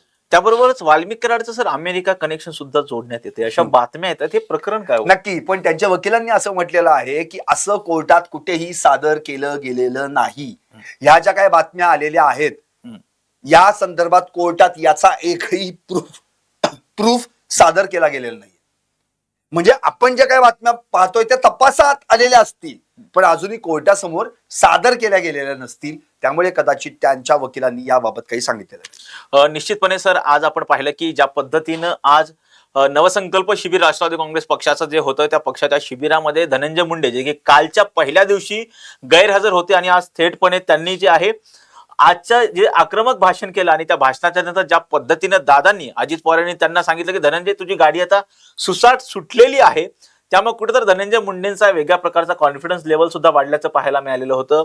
कारण धनंजय मुंडेंनी थेटपणे अजितदादांना सांगितलेलं होतं की या भाषणाच्या माध्यमातूनच की दादा, ज्यावेळेस तुम्हाला खलनायक ठरवलं जात होतं तेव्हा मी तुमच्या पाठीशी होतो आणि जे कोणी तुम्हाला खलनायक ठरवत होते त्यांना मी शिंगावर घेत होतो, असं सुद्धा धनंजय मुंडे यांनी म्हटल्याचं पाहायला मिळालेलं होतं. आता कुठंतरी जर पाहिलं सर, आणि त्यांचा एक रोख होता की मला विशेष या गोष्टीचं वाईट वाटतं की महायुतीतील नेत्यांकडूनच आमदारांकडूनच मला बदनाम केलं चाललंय, माझी प्रतिमा मलिन केल्या चाललंय, असं सुद्धा एकंदरीत धनंजय मुंडे यांनी म्हटल्याचं पाहायला मिळालेलं होतं. त्यामुळे कुठेतरी महायुतीमधून त्यांना कोण बदनाम करते, त्यांच्यावरती आरोप कोण करते, तर सुरेश धस. त्यामुळे सुरेश धसांना देवेंद्र फडणवीस एक राज्याचे मुख्यमंत्री म्हणून कुठेतरी आता गप्प करणार का हे पाहणं महत्वाचं असणार आहे. तुम्हाला काय वाटतं सर? नक्कीच. म्हणजे 2014 ते 2019 जर आपण काळ पाहिला तर त्या काळामध्ये अर्थातच हे सगळे विरोधी पक्षात होते आणि धनंजय मुंडे विरोधी पक्षनेते देखील त्यांना केलं गेलं होतं. आणि त्या काळात जर आपण पाहिलं तर पक्षाच्या पडत्या काळात त्यांनी 4 वेळा हल्ला बोल असेल किंवा शिवस्वराज्य यात्रा असेल किंवा परिवर्तन यात्रा असेल, या यात्रांमध्ये सहभागी होऊन पक्षाच्या बाजूनी आपली भूमिका मांडली. हे ते जे सगळं सांगतायत ना, तर बघा, आठवा मी पक्षासाठी काय केलं. म्हणजे आज पक्ष मला साईडलाईन करतोय ना, पण त्या पक्षाने आठवावं की मी पक्षासाठी काय केलं. त्यामुळे आता पक्षाने माझ्यावर जो विश्वास दाखवलेला आहे किंवा पक्ष आज माझ्या मागे जो खंबीरपणे उभा आहे ना, त्याचा मला आनंद आहे. त्यामुळे आता सर मला एक गोष्ट तुम्हाला बोलायची आहे की ज्या पद्धतीने धनंजय मुंडेंना कुठेतरी साईडलाईन केल्या चालल्या असे आरोप होत होते, त्यामुळे धनंजय मुंडेंनी पक्षासाठी काय केलं त्याची उजळणी करण्याचं व्यासपीठ म्हणजे आजचं जे शिबिर होतं ते आपण म्हणू शकतो का? म्हणजे मुळात कसं आहे, मला पहिल्यापासून असं वाटतं की दादांनी धनंजय मुंडेंना संधी दिलेली आहे की तुम्ही तुमच्या भाषणाच्या माध्यमातून तुमची भूमिका काय केलं, बस तुम्ही काय केलं हे इतर लोकांना देखील कळायला पाहिजे. आपल्या पक्षातल्या जे नवे जुने या सगळ्यांना कळायला पाहिजे. आणि दुसरी गोष्ट, आता पक्ष तुमच्यासाठी काय करतोय हे पण दादांनी क्लिअर करून दाखवलं. जे त्यांचं वाक्य फार महत्वाचं होतं की मुळातच जे काही धनंजय मुंडेंची गाडी आहे ती आता सुसाट सुटलेली आहे. जे मध्ये वावटळ उभं राहिलं ते धनंजय मुंडे यांच्या भाषणानं त्याला पूर्णविराम मिळाला असं त्यांनी म्हटलेलं आहे. याचा अर्थ अजितदादा तरी सॅटिस्फाईड आहेत धनंजय मुंडेंच्या या उत्तरावर. आता अर्थातच विरोधकांनी आपली भूमिका मांडलेली आहेच. धनंजय मुंडेंचा आजही राजीनाम्याचा विषय लावून धरला जातोय. मग मनोज जरांगे असतील, सुरेश धस आता त्यांची भूमिका काय मांडतात त्याच्यावरती डिपेंड आहे. अंजली दमानिया तर स्पष्टच म्हणालेले आहेत की त्यांनी राजीनामा द्यायला हवा म्हणून. आता प्रश्न हा उरतो राजरत्न की या सगळ्यांनी जन आक्रोश मोर्चे चालूच ठेवलेले आहेत, हे कुठे बंद झालेत का? की असं झालंय का की शेवटचा जो गडी होता काय म्हणजे वाल्मिक कराड, म्हणजे मूळ आता या सगळ्या प्रकरणामध्ये भले सुदर्शन गुले हा बॉस आणि वाल्मिक कराड हा सदस्य असं त्या टोळीबद्दल सांगण्यात येत असलं तरी हे कोण मान्य करणार आहे का? पण हे मान्यच केलं जात नाहीये ना. म्हणजे सुदर्शन गुले तर अगदी 23, 24, 25, 27, 28 या कॅटेगरीतला वयोगटातला माणूस, तो या सगळ्याचा जर प्लॅन करत असेल तर मग याचा मास्टर माइंड सुदर्शन गुले आहे का? मग तसं असेल मग वाल्मिक कराड या सगळ्या प्रकरणामध्ये कशाला अडकेल? म्हणजे तो स्वतःहून कशाला हे कळेल पुढे? म्हणजे तुम्ही जे करताय तुम्हाला मी का वाचवायचं? माझा काहीतरी बेनिफिट असेल तर मी त्याला मदत करणार ना. अहो टोळीत कसं आहे, म्हणजे मी तुम्हाला मदत कधी करायची जेव्हा तुम्ही माझ्या काहीतरी फायद्याचा असाल, म्हणजे किंवा तुम्ही याच्या आधी माझा काहीतरी फायदा करून दिलेला आहे, बरोबर ना. सुदर्शन गुले आणि ही सगळी गँग कोणाच्या जीवावर उड्या मारतीये? वाल्मिक कराड ना. हे मुळात हे सगळं उलटच दाखवलं जातंय. त्याचं कारण असं आठवतंय तुला, प्रतीक गुलेनी एक हे ठेवलं होतं फेसबुकवर, काय बाप तो बाप असतो वगैरे असं काही काही बरंच म्हटलं होतं. पण एवढं सगळं जे आहे आता सुदर्शन गुले आणि या बाबतीत तो म्हणाला का बाप तो बाप असतो? तुम्ही वाल्मिक कराड तुमच्या पाठीशी आहे म्हणून ना, विष्णूसाठी तुमच्या पाठीशी आहे म्हणून. विष्णूसाठी तर राष्ट्रवादीचा तालुकाध्यक्ष होता, त्याला तुम्ही तडकापडकी हकलपट्टी तुम्हाला करायला लागली त्याची. एवढंच कशाला, स्वतः अजितदादांनी बीडची जिल्हा कार्यकारिणी बरखास्त केली. राजेश्वर चव्हाण जिल्हाध्यक्ष, त्यांची देखील चौकशी या प्रकरणात झाली होती. जिल्हाध्यक्षांना एकट्यालाच ठेवलं आणि बाकी सगळी कमिटी बरखास्त करून टाकली. बरोबर का? कशासाठी केली? आज आपल्या पक्षाचे तिथे जे कोण नेते आहेत त्यांची आज ना उद्या सतत प्रत्येकाची या तपास प्रकरणी चौकशी केली जाणार, बरोबर. मग तडकाफडकी बदली करणं म्हणजे पदावरच त्यांना ठेवायला नको. मग त्याची चौकशी झाली तर तो कार्यकर्ता होतो. राजेश्वर चव्हाण यांची चौकशी झाली तेव्हा ते जिल्हाध्यक्ष होते. विष्णू चाटे त्याचं नाव येता क्षणी त्याची हकलपट्टी झालेली आहे आणि त्या विष्णू चाटे राष्ट्रवादीचा तालुकाध्यक्ष होता परळीचा. आणि हा जो सुदर्शन गुले आहे ना, हा विष्णू चाटेच्या संपर्कात होता सुरुवातीपासून, बरोबर. म्हणजे विष्णू चाटे याचा बॉस कोण आहे? परत वाल्मिक कराड आहे. त्यामुळे ही सगळी धागेदोरे, हे कनेक्शन्स आहेत. आणि हे कनेक्शन अशा मध्ये तुम्ही एक सीझर घेऊन तोडू नाही शकत. याच्याशी संबंधाने कट, याच्याशी संबंधाने कट नाही. हे सगळे डॉट जोडल्यानंतर कळतं की हे सर्कल तेव्हाच पूर्ण होईल जेव्हा याच्यातलं शेवटचं टोक म्हणजे वर्तुळाची 2 टोक एकत्र येऊन जुळतील ना, ती 2 टोक फार महत्वाची. हे जे सगळे आहेत ना, ह्याहीपेक्षा ती टोक 2 है ना, ते 2 टोक जोपर्यंत त्यातले एक टोक आहे आता हाताशी सापडलंय तुमच्या, लागलंय का ते स्वतःहून आणून दिलंय याच्याबद्दल पण अजून काही खात्री देता येत नाही. तर आपण पाहतोय की या प्रकरणामध्ये जे सुरेश धस धनंजय मुंडेंवरती आरोप करण्याची एकही संधी सोडत नाही. त्या सुरेश धसांनी आज नाव न घेता, काही जण असं म्हटलेलं आहे नाव न घेता, की काही जणांना बोगसगिरी करण्यासाठी पालकमंत्री पद हवं होतं असं सुद्धा ते म्हणाले आहे. त्याचबरोबर त्यांनी अजितदादांना आवाहन केलेलं आहे की इथली जी गुन्हेगारी आहे ती गुन्हेगारी इथली तुम्ही संपवा.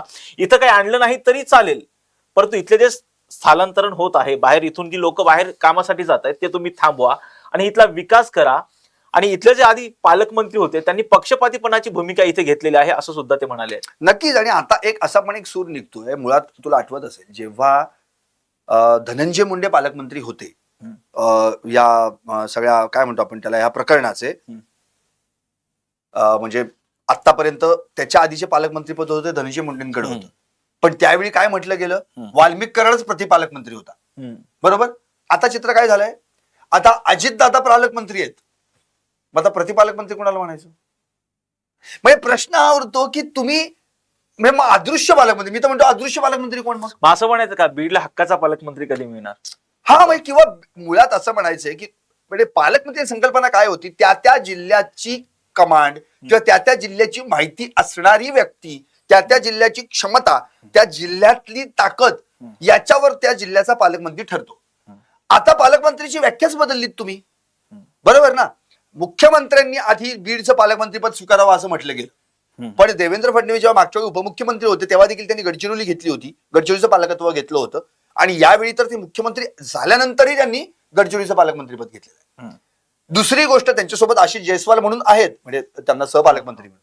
पण आता महत्वाचा मुद्दा इथे बीडचा जर आपण विचार केला तर कोणत्याही परिस्थितीमध्ये आता जर दादा पालकमंत्री झालेत तर मग अदृश्य पालकमंत्री कोण.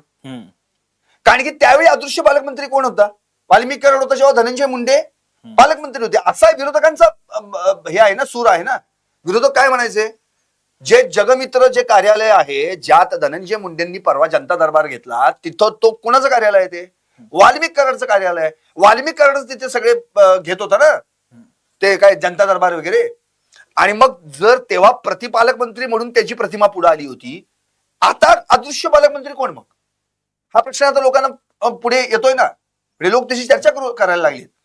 म्हणजे दादा जर बीडला गेले पालकमंत्री नात्याला तर धनंजय मुंडेंची चर्चा होणार नाही का, धनंजय मुंडेंशी काही संबंधात निर्णय होणार नाहीत का, होणार आहेत. कारण की धनंजय मुंडे त्यांच्या पक्षाचे आहेत, बरते मंत्री आहेत. ज्यावेळेस नियोजन समितीची बैठक असते त्यावेळेस आमदार हा त्या बैठकीला उपस्थित असतो, त्यामुळे प्रश्नच नाही. त्यामुळे धनंजय मुंडे या बैठकीला उपस्थित येस. असतात. आणि ही इज अ मिनिस्टर नाव, म्हणजे भले ते गाडीर मिनिस्टर नसतील but he is a minister आणि मिनिस्टर ऑफ स्टेट. अन्न आणि नागरी पुरवठा मंत्री काय छोटं पद नाहीये ना. सर, आज जर आपण पाहिलं ज्या पद्धतीनं धनंजय मुंडे यांनी ट्विट केलेलं होतं आणि भाषणामध्ये सुद्धा सांगितलं होतं की संतोष देशमुख यांच्या प्रकरणात जेही हत्यारे असतील, जेही गुन्हेगार असतील त्यांना फाशीची शिक्षा द्या, अत्यंत निर्घुणपणे ही हत्या करण्यात आलेली होती असं सुद्धा त्यांनी सांगितल्याचं पाहायला मिळालेलं होतं. तर त्याच्यावरती प्रत्युत्तर जे आहे अर्थात संतोष देशमुख यांचे बंधू असणारे धनंजय देशमुख यांनी दिलेलं आहे. तुम्हाला निर्घुण हत्या झाली हे आत्ता समजलं का, असा सवाल त्यांनी उपस्थित केलाय धनंजय मुंडेंना. नक्कीच. म्हणजे मला आता तुला खरं सांगू की जन आक्रोश मोर्चा जे काही निघतंय त्या माध्यमातून हे प्रकरण म्हणजे म्हणतो ना आपण की हे प्रकरण कायम शासनाला या गोष्टीची जाणीव राहिली पाहिजे की बाबा संतोष देशमुख यांची हत्या झालेली आहे, निर्घुण हत्या झालेली आहे आणि त्यात त्यांना न्याय मिळाला पाहिजे, हे तर क्लिअर. दुसरी गोष्ट, या आडून कोणी राजकीय पोळी भासतंय का, या आडून कोणी जातीयतेचं राजकारण करतंय का, तर ते साफ चुकीचं आहे. धनंजय मुंडेंचं वाक्य काय आहे की एका जातीच्या आडून यांना गुन्हेगार ठरवलं जात आहे. म्हणजे एक जात म्हणून या जातीतल्या काही जणांना गुन्हेगार ठरवलं. तुम्ही त्यांची का बाजू घेताय आणि त्यांची बाजू घेताना जातीचा काय विचार करताय. राजन, तू मला सांग ना, म्हणजे धनंजय मुंडेंनी गुन्हेगारांची जात म्हणून त्यांचा काय विचार करताय तुम्ही. आणि उद्या संतोष देशमुख यांच्याऐवजी दुसऱ्या कुठल्याही जातीतली व्यक्ती असती आणि त्याचा असा दुर्दैवी मृत्यू झाला असता तरी तुम्ही हाच विचार केला असतात का मग? नाही ना. आज सगळा महाराष्ट्र जो काही पेटून उठला आहे किंवा जे काही जनाक्रोश मोर्चे आंदोलन निघतात ती कशाच्या बेसिसवर निघतायत? ते काही जातीच्या बेसिसवर नाही आहेत. संतोष देशमुख हा सेवाभावी वृत्तीचा सरपंच होता, साधा सोपा नाही. अहो ज्याची प्रतिमा काय म्हणजे संतोष देशमुख महाराष्ट्राला पहिल्यांदाच माहित नव्हतं झालेलं, हे पहिले आणखी क्लिअर करूयात. संतोष देशमुखांनी ग्रामपंचायतीला अनेक पुरस्कार मिळवून दिलेले आहेत, विविध योजना राबवलेल्या आहेत. एक दोनदा नव्हे, तीनदा सरपंच राहिलेली ती व्यक्ती आहे.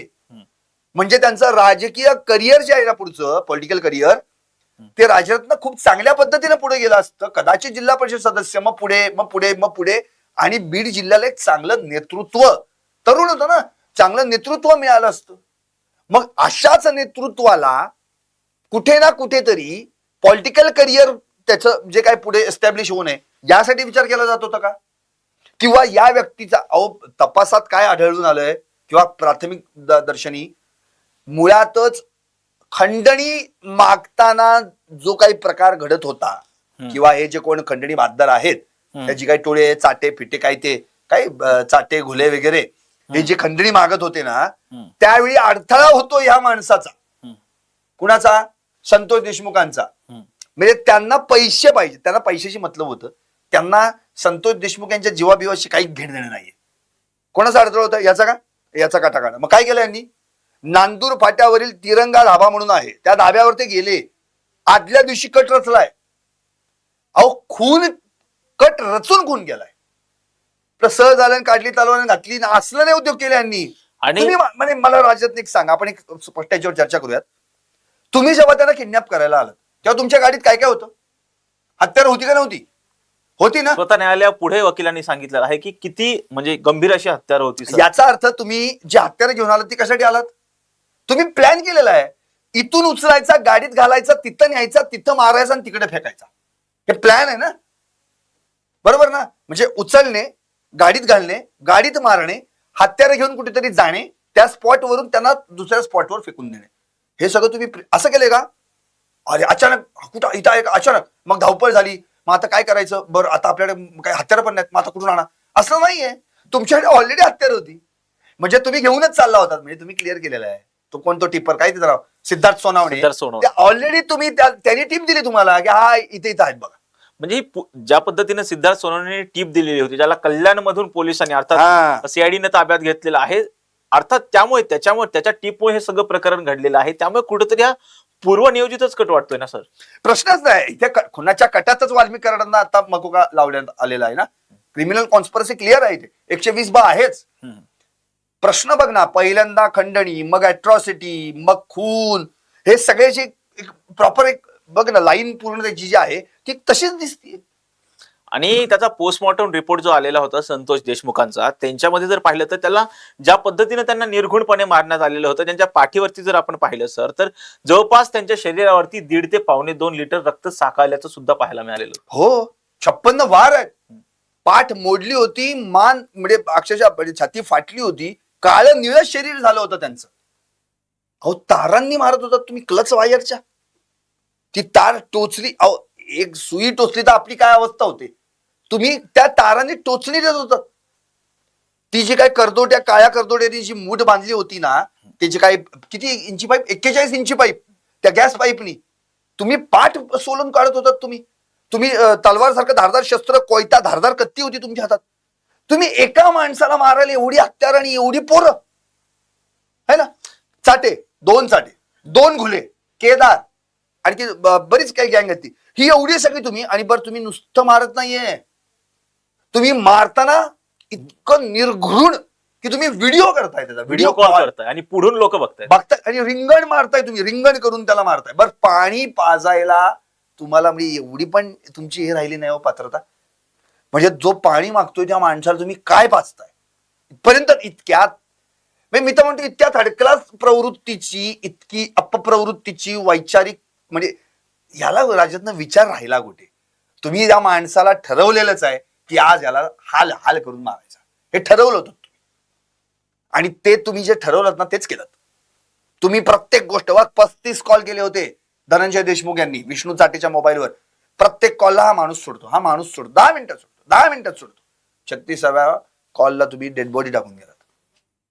त्यामुळं मला तर असं वाटतंय राजरत्न, दिस इज म्हणजे एकदम भयानक ऑफेन्स आहे.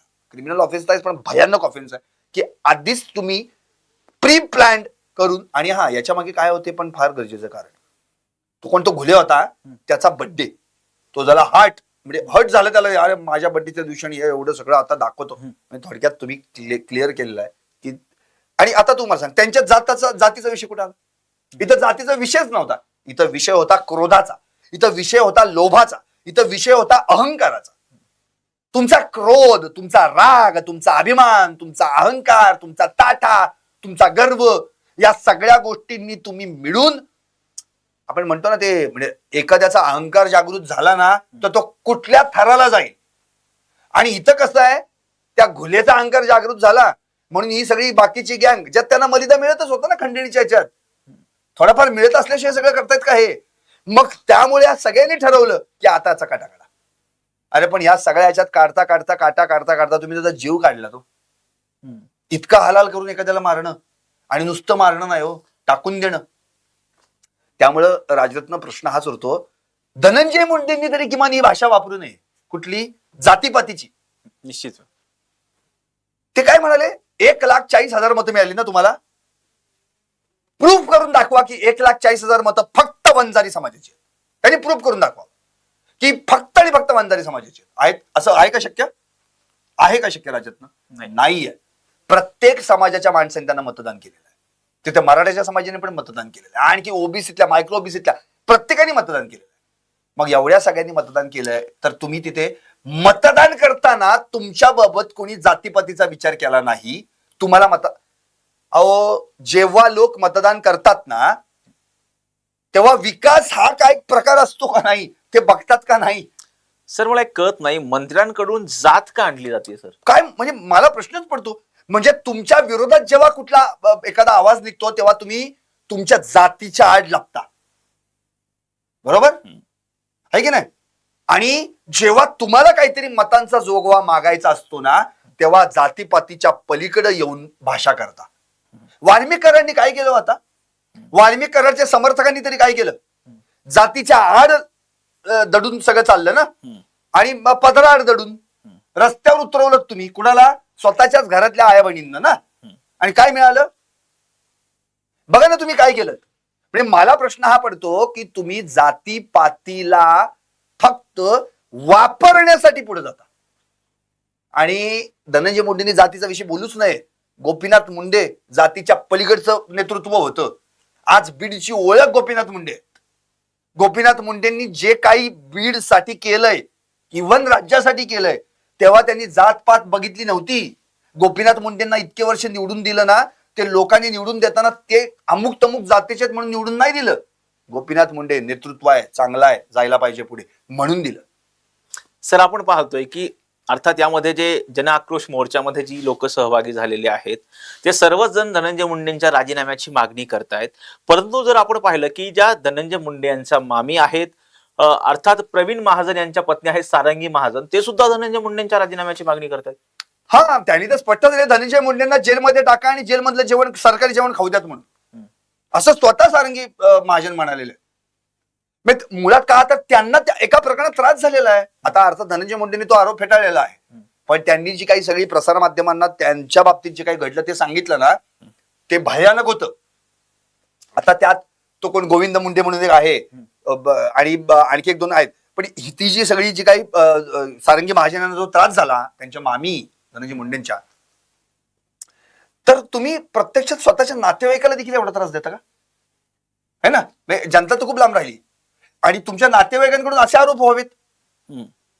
इव्हन मी तर म्हणतो नातेवाईक असते तर असे आरोप नाही ना करणार तुमच्यावर. नक्कीच. पण तुम्ही काहीतरी त्रास दिलाय म्हणून ते आरोप करतायत ना.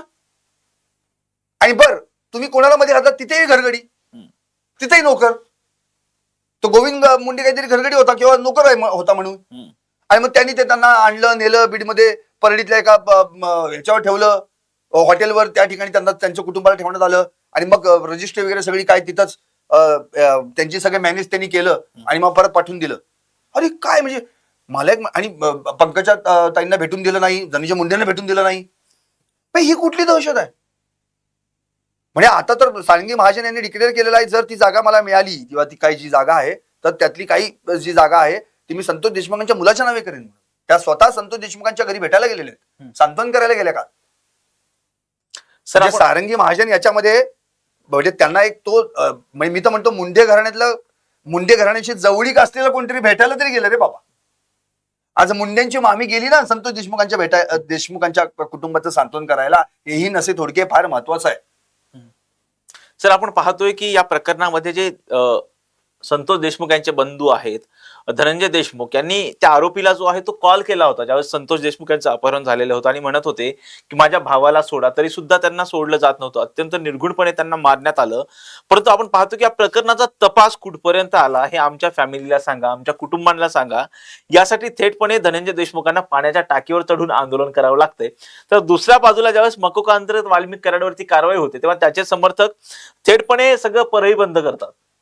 या प्रकरणाकडे तुम्ही कसं बघताय? नाही, खरं आहे. म्हणजे मुळात मला तर असं म्हणायचं की जेव्हा त्या वाल्मिक कराडला न्यायालयीन कोठडी मिळण्याची शक्यता निर्माण झाली ना, तेव्हा हे सगळे समर्थक रस्त्यावर यायला लागले होते. आणि असं त्यांना काय वाटलं माहितीये का, की आता 100% आज जामीन होणार. आणि तोपर्यंत मकोका लागलाच नव्हता. त्यामुळे सगळी तयारी होती. मी तर म्हणतो ना, यांच्याकडे सगळं होतं, ढोल ताशे सगळं होतं. तो फक्त जामीनवर सुटायची वाट बघत होते. मिरवणूकच काढली असते त्यांनी. पण झालं कसं, SITनी ऐन वेळी शितापीनं मकोका लावण्याची प्रक्रिया सुरू केली आणि तिथेच त्या कार्यकर्त्यांचा सगळा आपण म्हणतो ना की असा तिळपापड झाला की अरे काय आपण करायला येऊन काय, मग आता करायचं काय, मग उरलं एकच. मग आकांतांडव, आरडाओरडा, दुसरं तुमच्या काही हातातच नव्हतं. मग सुरुवात केली तुम्ही, बरोबर ना. आणि सगळं कसं बघ ना, आईला परळी पोलीस स्टेशनला तुम्ही पाठवलं ही आंदोलन करायला, हा, पत्नीला तिथे पाठवलं, सून तिथे होती. दुसरी गोष्ट, बाकीची जी सगळी गँग होती, जे समर्थक कुठे चढले, टॉवरवर, बरोबर. आणखी काही कुठे टायर चालतायत, काही जण अरे माध्यम प्रतिक्रिया घेतायत आणि तुम्ही त्या कुठेतरी दिसावं, आम्ही बघा आमचा जीव वाल्मिक अण्णावर किती आहे, लगेच तिथं येऊन तुम्ही बाटली अंगावर ओतून घेताय. मला प्रश्न हाच पडतो की एवढ्या सगळ्या गोंधळामध्ये जर त्या ठिकाणी पोलीस नसते तर तो केवढा उद्योग झाला असता. आणि त्याचा त्रास सर्वसामान्य माणसाला पण झाला असता ना राज्यातनं. तिथे सर्वसामान्य माणसं पण उभी होती ज्यांचा याच्याशी काहीच संबंध नाहीये. दुसरी गोष्ट, वाल्मिक कराडला कोर्टातनं जेव्हा बाहेर काढण्यात आलं तेव्हा त्यांचे सगळे वकील वाल्मिक अण्णा म्हणजे देव माणूस है ना, वाल्मिक अण्णा एक माणूस नाही, विचार आहे. अरे म्हणजे मला प्रश्नच पडला. आणि त्यांच्या विरोधात ज्या ठिकाणी म्हणजे ज्यांनी त्या ठिकाणी आंदोलन केलं, म्हणजे पब्लिक आउटक्राय मुळे हे सगळं घडलेलं आहे, यामुळे यांच्यावर मकोका दाखल झाला असं त्या मध्ये महिला वकील होत्या. तर त्यांच्यावर देखील आरोप केला गेला की हे स्टंटबाजी करतायत म्हणून. अरे कसं काय, स्टंटबाजी तुम्ही करताय का त्या करतायत? आणखी जे काही, अरे ते आपण बघितले ना त्यांचे ते व्हायरल झालेले व्हिडिओ, आपण आपल्या चॅनलवर पण दाखवलेले आहेत. त्या महिला जसे काय अंगात आल्यावर का घुमायला लागलेले, इतकी वाईट परिस्थिती की बाबा म्हणजे काय नेमकं झालं काय. अरे पण मुळात तुम्ही आंदोलन करण्याचे पण काही प्रकार असतात ना, ते प्रकार खरंच आंदोलन करतायत असं दिसलं पाहिजे कुठेतरी. त्यातनं काहीतरी वेगळेच मेसेज तुम्ही देताय. म्हणजे वाल्मिक कराड याच्या समर्थनार्थ माणसं गोळा करून एक वेगळाच प्रेशर आणण्याचा प्रयत्न तुम्ही केलात तरी कोर्ट कुणाचा प्रेशर घेत नाही. कोर्ट पुराव्यानिशी आणि समोर आलेल्या मुद्द्यांवरून निरीक्षण नोंदवतं आणि ते निरीक्षण कोर्टाने नोंदवतं. निश्चितपणे सर आपण पाहिलेलं आहे की आता आज धनंजय मुंडे यांनी ज्यावेळेस प्रसारमाध्यमांशी संवाद साधताना सांगितलेलं होतं की माझ्यावरील जे आरोप होत आहेत त्यातला एक तरी आरोप तुम्ही सिद्ध करून दाखवा. हे आव्हान नेमकं कोणाला होतं? नक्की मला असं म्हणायचं की आतापर्यंत त्यांच्यावर ज्यांनी आरोप केलेले आहेत त्या सगळ्यांनाच ते बोलले, विशेषतः मध्ये स्वपक्षातले असो किंवा बाहेरचे असो. कारण की प्रश्न हा उरतो, तिकडे जन आक्रोश मोर्चामध्ये वैभवी जी मुलगी आहे यांची, संतोष देशमुखांची, तिने तर पक्का इरादा केलेला आहे की बापासाठी माझा लढा कायम राहणार. याचा अर्थ हा जन आक्रोश मोर्चा शेवटपर्यंत धसास नेण्याचा प्रयत्न तिने केलेला आहे. तिला साथ द्यायला हे सगळे नेते उतरलेले आहेत. आता ज्यांनी ज्यांनी धनंजय मुंडेंवर आरोप केलेले आहेत ते मुळात राजकारणाशी निगडीत आहेत. त्यामुळे कुठे ना कुठेतरी एक वलय असं निर्माण होतंय की यांच्यावर जे आरोप करतात ते त्यांच्याच जिल्ह्यातले आमदार किंवा एकेकाळचे त्यांचेच मित्र समर्थक तेच आरोप करतायत. त्यामुळे नक्की खरं कुणाचं मानायचं? प्रकाश सोळुंकेने तर एवढं होऊनही आज म्हटलेलं की त्यांनी नैतिकतेच्या मुद्द्यावर राजीनामा द्यायलाच पाहिजे. दादांनी बाजू घेतल्याच्या नंतर देखील बरोबर, याचा अर्थ ते त्यांच्या मुद्द्यावर ठाम आहे. प्रकाश सोळुंके माजलगावचे जे त्या ठिकाणी आमदार आहेत. सुरेश धस यांची भूमिका काय आहे की या प्रकरणामध्ये निश्चितपणे त्यांनी तर नावच घेतलं होतं थेट मध्ये की सुरेश काय धनंजय मुंडे आकाश आका म्हणून त्यांनी आधी नावच घेतलं ना. मग ते धनंजय मुंडेंवर ते देखील त्या ठिकाणी बोलतात. त्यांना तर एवढं विचारलं की पंकजा मुंडेंना ते आता जालन्याच्या पालकमंत्री झाल्या तुम्ही शुभेच्छा देणार का? तर त्या म्हणाले ते आमच्या जिल्ह्याच्या कुठे आहेत, त्या तर जालन्याच्या आहेत, मग मी काय शुभेच्छा देऊ? याचा अर्थ त्यांचा पंकजाताईंवर पण कुठेतरी रोष आहे. अर्थात ते विधानसभा निवडणुकीचे काय घडलं ते, आणि धनंजय मुंडेंवर पण. बर, असं त्या मंजिरी कराड यांच्याकडून सांगण्यात आलं की 2-2 मंत्रिपद आमच्या जातीला देण्यात आली. अहो तुमची जात बघून मंत्रिपद दिली का तुम्हाला?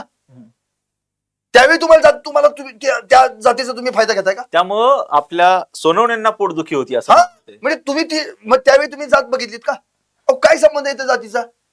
दोन्ही वेगवेगळ्या पक्षाचे. पंकजा मुंडे यांना विधान परिषदेवर घेतलं, धनंजय मुंडे तर लोकांमधून निवडून आले, बरोबर.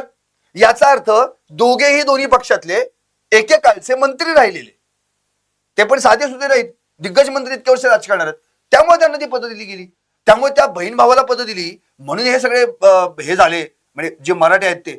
असं कसं काय म्हणता तुम्ही? आणि एका बाजूने परत त्या काय म्हणतात मी पण मराठा आहे, 96 कोळी. मनोज जरांगेंना ज्या महिला आधी समाजकंटक म्हणत होत्या त्याच महिला, त्याच मंजिरी कराड मनोज जरांगेंना दुसऱ्या दिवशी न्याय मागतायत की मला सुद्धा न्याय द्या म्हणून. मी टीका करायला लागलो तर मी टीकाकार म्हणून खूप कठोर अशी टीका करू शकतो असा इशारा जो आहे तो आज धनंजय मुंडेंनी दिल्याचं पाहायला मिळालं. हा, म्हणजे मुळात आता कुठे ना कुठेतरी त्यांचा देखील संयम संपत आलाय असं मला वाटतंय. अर्थात हा संयम जो आहे त्यांनी जो काही आतापर्यंत रोखून धरलाय म्हणजे हे सगळं, तर मला असं वाटतंय की अधिवेशनापर्यंतची भूमिका जी आहे तिथपर्यंत आपण हे, मला असं वाटतं की दादांना त्यांना एक व्यासपीठ मिळवून दिलं. तुम्ही असं कुठेही बोललात तर त्याला काही मान्यता मिळणार नाही. आता तुम्ही व्यासपीठ घ्या, व्यासपीठावर बोला, मग ते लोकांपर्यंत जाईल. आता पुढे प्रश्न असा आहे, आता बघ, आता मुळात आता काय झालं, आमदारकीची निवडणूक होती, विधानसभेची निवडणूक लागली, निवडणूक पार पडली, चांगलं यश मिळालं, महायुतीला मॅन्डेट मिळालं, सत्तेत आली नाही सत्तेत तर लगेच वाद सुरू झाला की मुख्यमंत्री कोण आणि काय कोण कुठल्या पक्षाचा मुख्यमंत्री, देवेंद्र फडणवीस होणार, एकनाथ शिंदे होणार, काय मध्येच सगळा गोंधळ सुरू झाला. ते झालं नाही झालं तर मुख्यमंत्री उपमुख्यमंत्री यांचा शपथविधी झाला. ते झालं नाही झालं तर आता लगेच अधिवेशन लागलं है ना, विधानसभेचं अधिवेशन, विधिमंडळाचं अधिवेशन लागलं. अधिवेशन लागलं तर सगळे बिनखात्याचे मंत्री, सगळे बिनखात्याचे, म्हणजे मंत्रिमंडळाचा विस्तार झाला पण बोमला कोण कुठला मंत्री खात्याचा हेच माहित नव्हतं, बरोबर. त्यामुळे तो एक गोंधळ होता. त्याच दरम्यान संतोष देशमुख हत्या प्रकरण घडलं आणि सगळा फोकस त्याच्यावर झाला. सर, महाराष्ट्राच्या राजकारणात नैतिकतेच्या आधारावर राजीनामा दिलेले अनेक उदाहरणं आहेत. AR अंतुरे असतील, त्यानंतर मनोहर जोशी असतील, त्यानंतर जर आपण पाहिलं तर विलासराव देशमुख असतील, अशोक चव्हाण असतील, भारतीय जनता पक्षामध्ये असणारे एकनाथ खडसे असतील, हे आपण सगळी उदाहरणं बघितली. स्वतः राष्ट्रवादी काँग्रेस पक्षामध्ये असणारे अजित पवार पाहिलेले आहेत, त्यांनी सुद्धा नैतिकतेच्या आधारावरती जो आहे तो राजीनामा दिल्याचं सुद्धा पाहायला मिळालेलं होतं. जनतेतून मागणी होती की धनंजय मुंडेंच्या राजीनाम्याची मागणी होती, तरी सुद्धा अजित पवार त्यांना पाठीशी घालतायत, म्हणतात म्हणण्यापेक्षा तेलपणे धनंजय मुंडेंची गाडी सुसाट सुटले असं म्हणतात. यामागे कुठंतरी आगामी स्थानिक स्वराज्य संस्थांच्या निवडणुकीचं राजकारण असू शकतं असं वाटतं. हा, निश्चितपणे. आणि आता मुळात आता काय राहिलं, आता पालकमंत्रीपद पण वाटून झालेली आहेत. त्यामुळे आता सगळ्यांचा फोकस कुठे आहे तर स्थानिक स्वराज्य संस्थांच्या निवडणुका. एकतर मुळात पंचायत समिती, जिल्हा परिषदा, नगरपंचायती, नगरपालिका, महानगरपालिका एवढ्या सगळ्या निवडणुका आहेत. या निवडणुकांचं वैशिष्ट्य असं आहे की इथे खरा पक्ष बांधणीसाठी, पक्ष संघटनेसाठी आणि नवीन कार्यकर्त्यांना पुढे आणण्याची मदत असते किंवा फायदा होत असतो. अशा वेळी नवीन चेहरे मिळतात, पक्षाच्या नेतृत्वासाठी ती एक मोठी बळकटीची भूमिका ठरते आणि याच जोरावर स्थानिक राजकारण करता येतं. आता प्रश्न असा आहे की स्थानिक स्वराज्य संस्थांच्या निवडणुका आल्यात जानेवारी, आता जानेवारी तर निम्मा संपलेला आहे, राहिलाय फेब्रुवारी, मार्च, बरोबर. आणि एप्रिल महिन्यात निवडणुका लागण्याची पण शक्यता आहे असं स्वतः देवेंद्र फडणवीस मुख्यमंत्री यांनी सुतवाच पण देखील केलेलं आहे. जर तसं घडलंच आणि आयुक्त नेमण्याच्या देखील हालचाली सुरू झालेल्या आहेत, मग तसं जर घडलं तर तुमच्या हातात फक्त 2 महिने आहेत. आता हे प्रकरण सुरू आहे, हे प्रकरण जोपर्यंत तपासापर्यंत जात नाही, चार्जशीट पर्यंत जात नाही, तर आता एकीकडे या प्रकरणाला पण फेस करायचंय महायुतीला आणि दुसरीकडे स्थानिक स्वराज्य संस्थांच्या निवडणुकांना पण फेस करायचंय. बर, तुम्हाला तुमची माणसं देखील वाचवायची आहेत. उदाहरणार्थ थेट धनंजय मुंडेंचा राजीनामा घेतला तर वंजारी समाज नाराज होणार. मग एक विशिष्ट समाज नाराज झाला तर तो समाज जिथे जिथे असेल तिथे आपल्याला फटका बसणार. आठवा, आपल्याला विधानसभेमध्ये म्हणजे जेव्हा हे दिसलं मराठा आणि वंजारा हा वाद जो लोकसभेपासून सुरू झाला, नंतर वंजारी समाज किंवा जे काही मतं मिळाली ओबीसी समाजाची मतं, आता विशिष्ट वंजारा म्हणणार नाही, ओबीसी समाजाची मतं, तरी ओबीसी समाजाची मतं ऑलरेडी महायुतीला पडलेली आहेत असंच ते म्हणतात. आणि मुळातच ओबीसीच बीजेपीचा डीएनए आहे. लक्ष्मण हाकेने तर सगळीकडे सुरुवात केली सांगायला, ओबीसीने जास्त मतदान केले, ओबीसीने मतदान केलंय, ओबीसीमुळे महायुती आली. बघा लक्ष्मण हाके सांगतात की नाही. याचा अर्थ मग असं म्हणायचं का मराठ्यांनी महायुतीला मतदानच केलं नाही, इतर जातीच्या लोकांनी महायुतीला मतदानच केलं नाही? असं होऊच शकत नाही ना. एका विशिष्ट जातीमुळे एखादा आमदार निवडून येऊ शकेल, अख्खा पक्ष नाही निवडून येऊ शकत. म्हणजे प्रश्न हा उरतो की तुम्ही जातीपातीच्या नावानी मतं मागायला येताना तर लोकांचं तसं नसतं. लोक विकासाच्या दृष्टिकोनातून मतदान करायचा प्रयत्न करतात.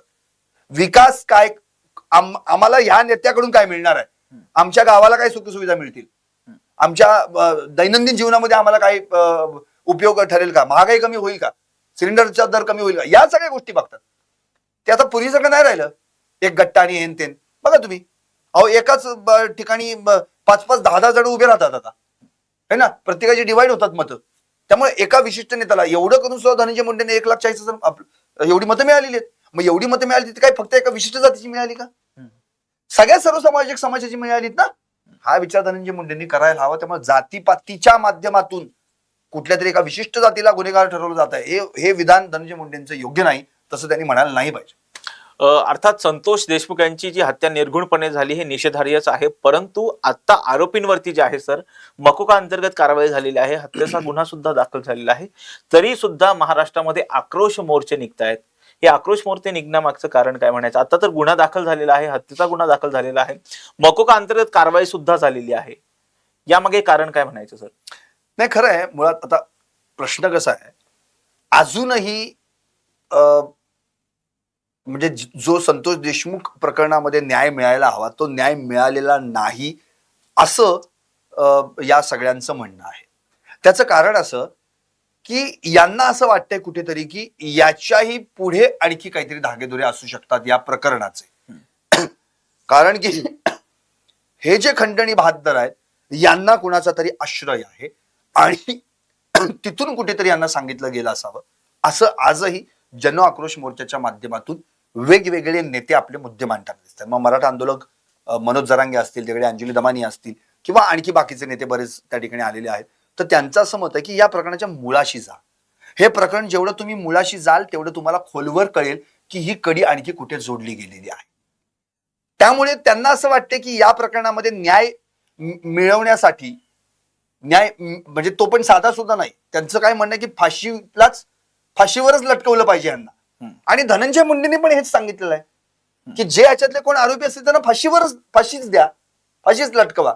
आता ते जेवढ्या कॉन्फिडन्सने सांगतायत, काय तो कॉन्फिडन्स आणि इकडे हे जेवढं कॉन्फिडन्सने म्हणतायत की या प्रकरणात कोणतरी आहे याच्यावरचा दुवा, तर ते कुठे ना कुठेतरी तपासात जोपर्यंत येत नाही किंवा ती त्याची इंटरलिंक जुळत नाही तोपर्यंत या प्रकरणाची नेमकी नीव कुठे आहे, नेमका पाया कुठे जोडला गेलाय हे लक्षात येणार. निश्चितपणे आपण बघतोय की विरोधकांनी धनंजय मुंडेंवरती केलेल्या आरोपामुळे कुठेतरी धनंजय मुंडे बॅकफूटवर गेल्याचं पाहायला मिळालेलं होतं. परंतु राष्ट्रवादी काँग्रेस पक्षाचं शिर्डीमध्ये जे 2 दिवसीय शिबिर आहे, नवसंकल्प शिबिर, या शिबिरामध्ये पहिल्या दिवशी धनंजय मुंडेंनी दांडी मारली होती, परंतु दुसऱ्या दिवशी धनंजय मुंडेंनी थेटपणे या शिबिरामध्ये भाषण केल्याचं पाहायला मिळालेलं होतं. या भाषणामध्ये धनंजय मुंडे अत्यंत आक्रमक झाले, अत्यंत भाऊक असं सुद्धा त्यांनी भाषण केलेलं होतं. त्यांनी थेटपणे अजितदादांचे आभार सुद्धा मानल्याचं पाहायला मिळालं आणि थेटपणे त्यांनी धसांना टोला सुद्धा लगावलेला आहे आणि थेटपणे त्यांनी इशारा दिलाय की माझ्यावर होत असलेल्या आरोपापैकी एक तरी आरोप सिद्ध करून दाखवा, असं सुद्धा धनंजय मुंडे यांनी म्हटल्याचं पाहायला मिळालं. आणि या घटनेचे जेही काही अपडेट्स असतील ते आम्ही तुमच्यापर्यंत पोहोचवतच राहू. यासाठीच पाहत राहा टॉप न्यूज मराठी, आपला महाराष्ट्र, आपली बातमी.